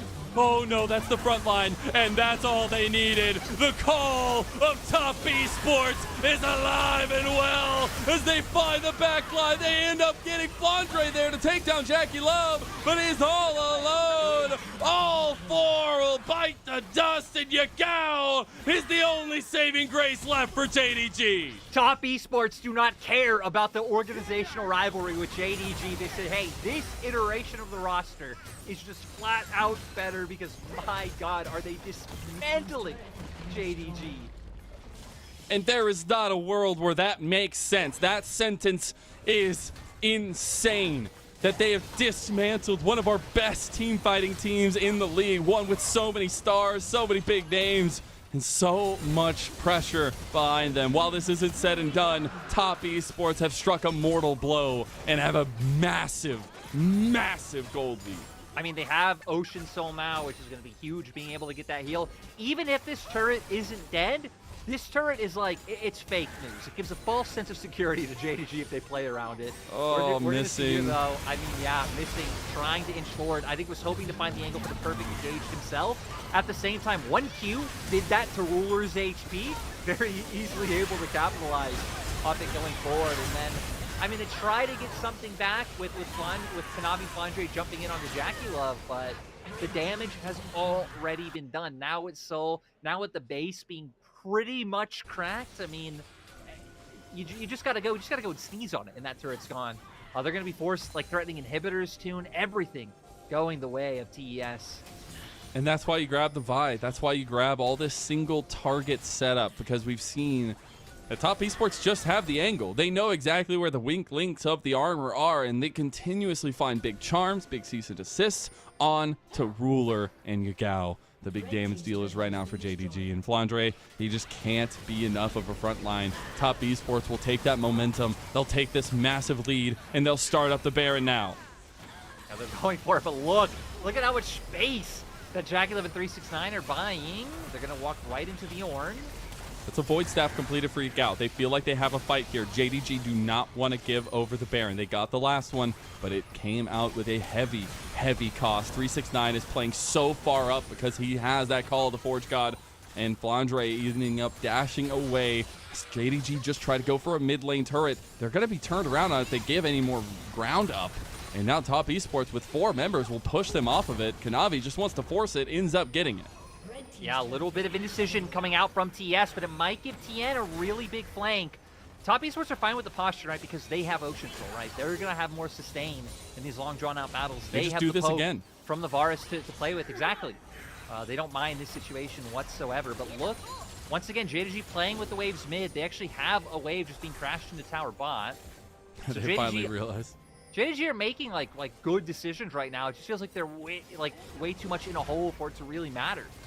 All right, is this the difference? Kanavi is nowhere near this. Kanavi is not even on your screen, not even close. The Parent's just going to be taken out. He took the worst time back there, and it's just Top Esports that take it. Here comes the Call of the Forge God as everyone from JDG are running for those hills. That's going to be a flash from Eek Out. The aggressive tools are gone. 369 left out a little bit. Kanavi wanting to make good on not being there for the Baron fight, but that's 5 purple capes for Top Esports, and they're going to back away. Paying a lot of respect to the damage that Ruler can put up right now. Cream, oh my gosh. Equalizer on top of it. They don't want to back. They want blood. Mako scores a kill against Missing. Big Timber is on the way back from Yagao, but Cream is tanky, and they will make it out with that pick. Do not give this man the Ari anymore. Like, my God, he has been a menace with these charges. Exactly. That is in the past. He doesn't need it anymore because, again, I am just so impressed with Cream this series. And now Top Esports looking to run it down in the base. There is no world where anybody thinks that this was going to be a 3-0. History would tell you that this would go to 5 games, but Top Esports have done the prep, they've done their homework, and they have been able to rebuff JDG every single time in this series.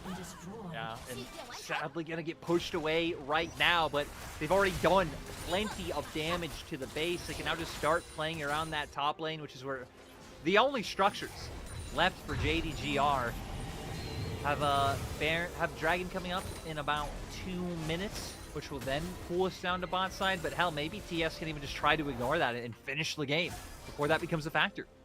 We got full items for JackeyLove.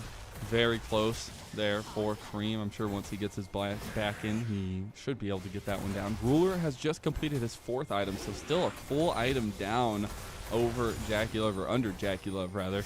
And I think that's the difference maker is JDG have tried for compositions that we know they do well in. They haven't been able to keep their head above water long enough for them to get there. We've seen Ruler get to multiple full item spikes, but they just can't hang with Top Esports so far. And that's a big telling difference.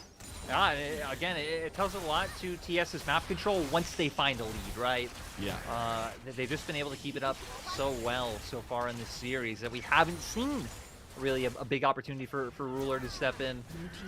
Now though, TS doing what following the plan, right? You've already broken the structures everywhere else. Go to top side, start breaking these down, keep relying on the poke from JackeyLove. This is the final structure in the defense here.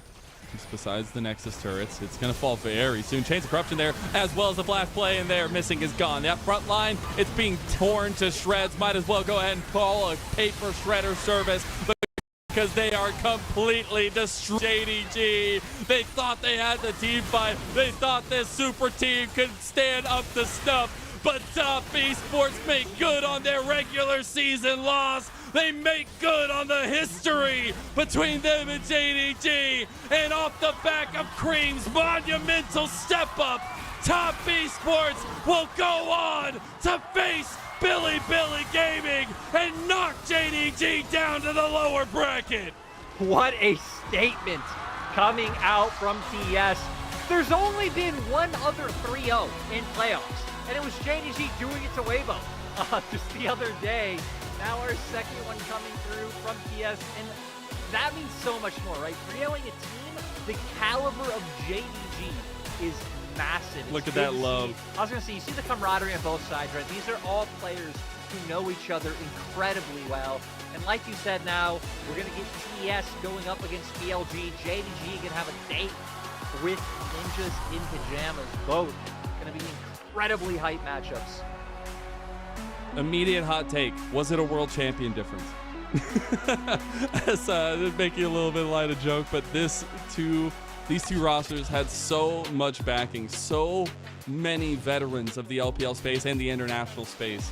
And I'm not gonna lie, I would be lying if I didn't say I'm a little sad we didn't get 5 games for it, but top esports off the man right there. This feels so confident off that guy right there. Performances across the board, but 369, Cream, and Jackie Love really showing out this one.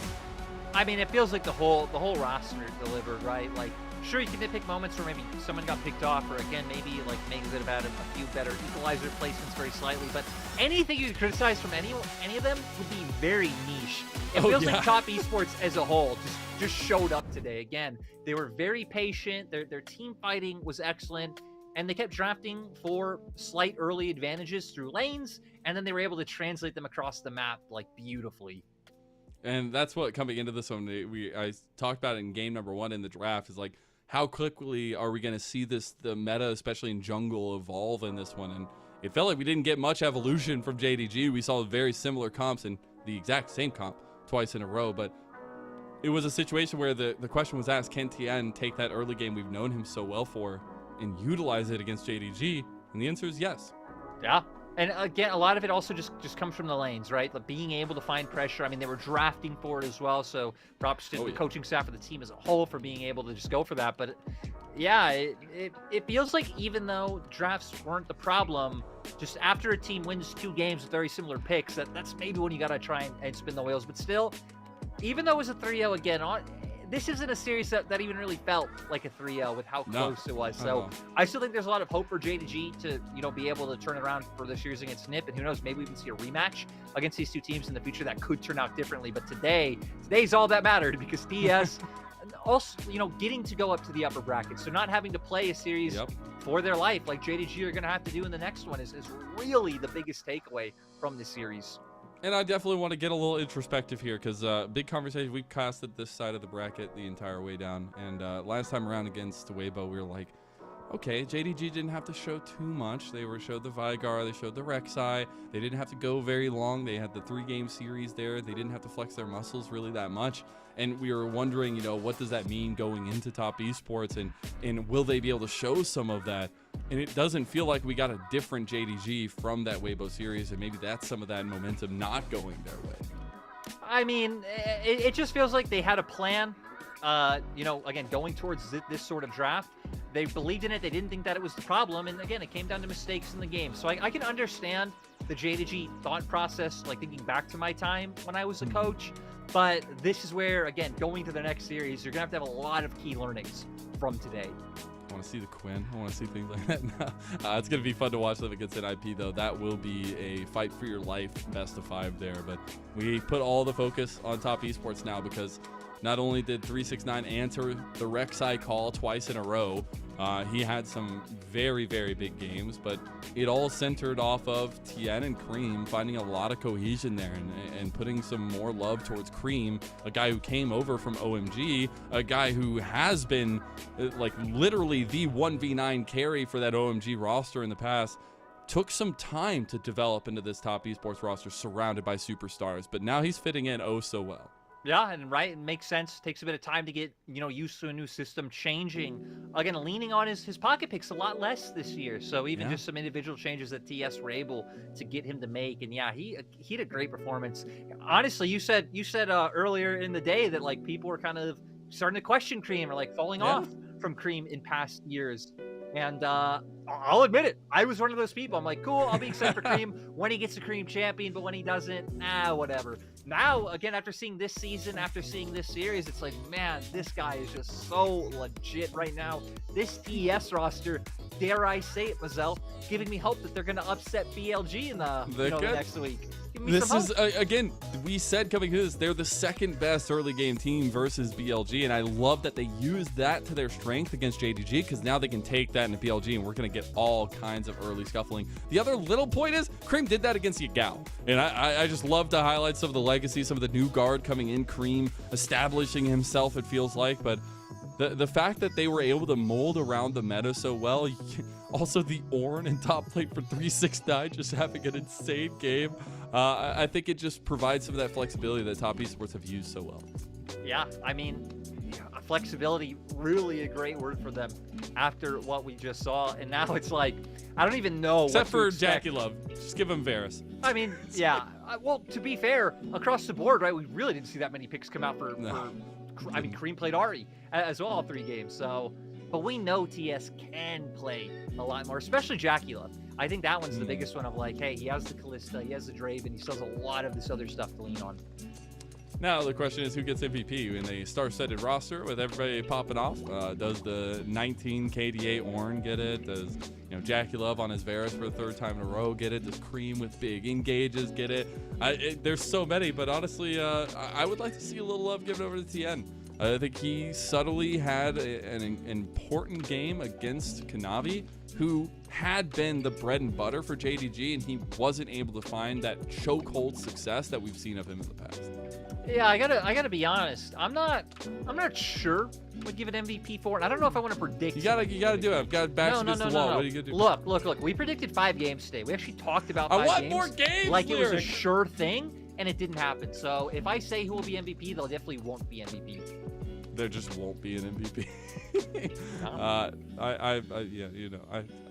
I could say I just have a lot of energy ready to go for another couple games, but it is also telling that our top 3 teams were a big conversation we had coming into this one. A lot of the difference we've seen from them across the table from our other teams in the playoffs. But top esports just felt like another level above JDG. So now the conversation becomes the top 2, and which one shows out next in that matchup. And I know top esports could be looking forward to that one a lot. Yeah, I don't, man. This bracket feels so hard to know what's gonna happen going forward. It wasn't 5 games today. Yesterday wasn't a 3-0. Like I think a lot of people thought it would be. Nip versus JDG. It's like I think JDG will win that, but will they? Who knows? I'm now really feeling I'm feeling it in my soul. I'm feeling the mojo that TES are gonna beat BLG. So Go call Munchables. I will. I will. No, well, you go do that then. I do think it's funny though. In our second series here, we get 2 3-0s in a row. Where all the other playoffs we've had like game 5s on the first series was 3-1, and then we had 3 straight 5-game series. But now when we're getting to the top teams is when we're seeing some of the preparation and some of the lethality that they present really come to a head, and a lot of the preparation and strategies really working out. I heard the word lethality, and what I go off of that is Jackie Love Items allowed to play lethality aided carries. Yes. My God, this man absolutely delivers. Yeah, he definitely does. We're still waiting on MVP here. Hopefully we'll be getting that soon. But Jackie Love definitely deserves a lot of love for his lethality Varus. Again, that was the conversation we had for Weibo. A lot of times for Light, we were like, okay, we like, maybe not the lethality versions of some of these carries, but Jackie Love, he gets the ace pass there. And you do wonder, again, going back to that kind of conversation between him and Mako, how high the ceiling really is for these two. They're world champions, but also they've found a lot of duo success within the 2v2s. Man, you keep giving us these open-ended questions. How high could they go? Who knows? I don't know. There's so many good teams in the LPL. Who knows where they could go? Oh, I got it right. Look at that. Look at my big brain. We got TN as the MVP here for Vi. Pretty nice, as he did have a lot of setup potential there. Not as high KP, but the early game setup was definitely there. And again, his role into Kanavi was so important.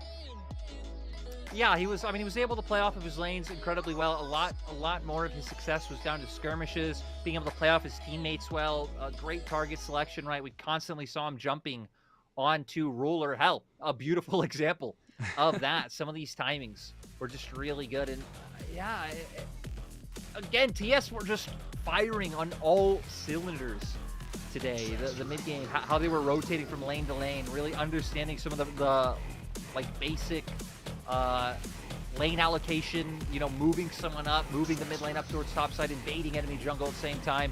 A lot of that coming off the back of TN. I think games 1 and 2, we saw the leads jump out very heavily. I think this one was a lot more of a sustained advantage. Yes, they had like that 4,000 gold for the longest time, but it wasn't one of those big spikes where you're seeing, you know, 2,000 up to 6,000 up to just a 10,000 gold lead. And it was a lot of a situation where JDG were still trying to play towards their strengths, and it just was coming up short every time. And I think TN deservedly so gets a lot of setup potential there, but like you said, Top Esports just incredible in their own right. They're top for a reason, I guess, pun intended. Anyways, let's go ahead and take a look at today's results. Had to get one more in there, you know. Let's go ahead and take a look at the 3-0 sweep. Honestly, I had to scratch my eyes a little bit, make sure I'm not seeing things, as Top Esports handled JDG.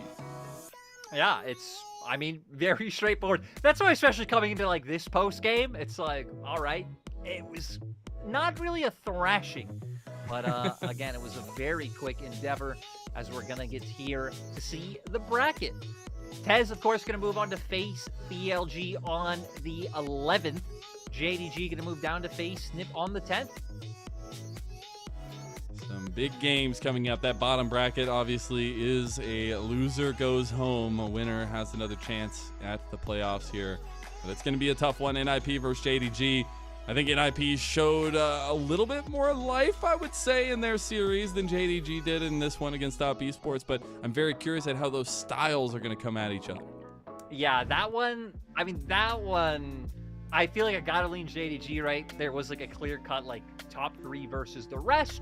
But who knows, Marcel? We didn't know a 3-0 was happening today. We'll just have to watch and see. Yeah, I'm a little sad. But hey, Top Esports fans got to be so happy. They came out, they smashed, they conquered. They're on to BLG. Lyric, it's been a pleasure. It's been a fun day, a short day for us. But we're back again in just a few days' time. So we'll have a little bit of a break here. But on the other side, we'll have some very intense matchups. And we'll see you there. And we'll see you on Summoner's Rift.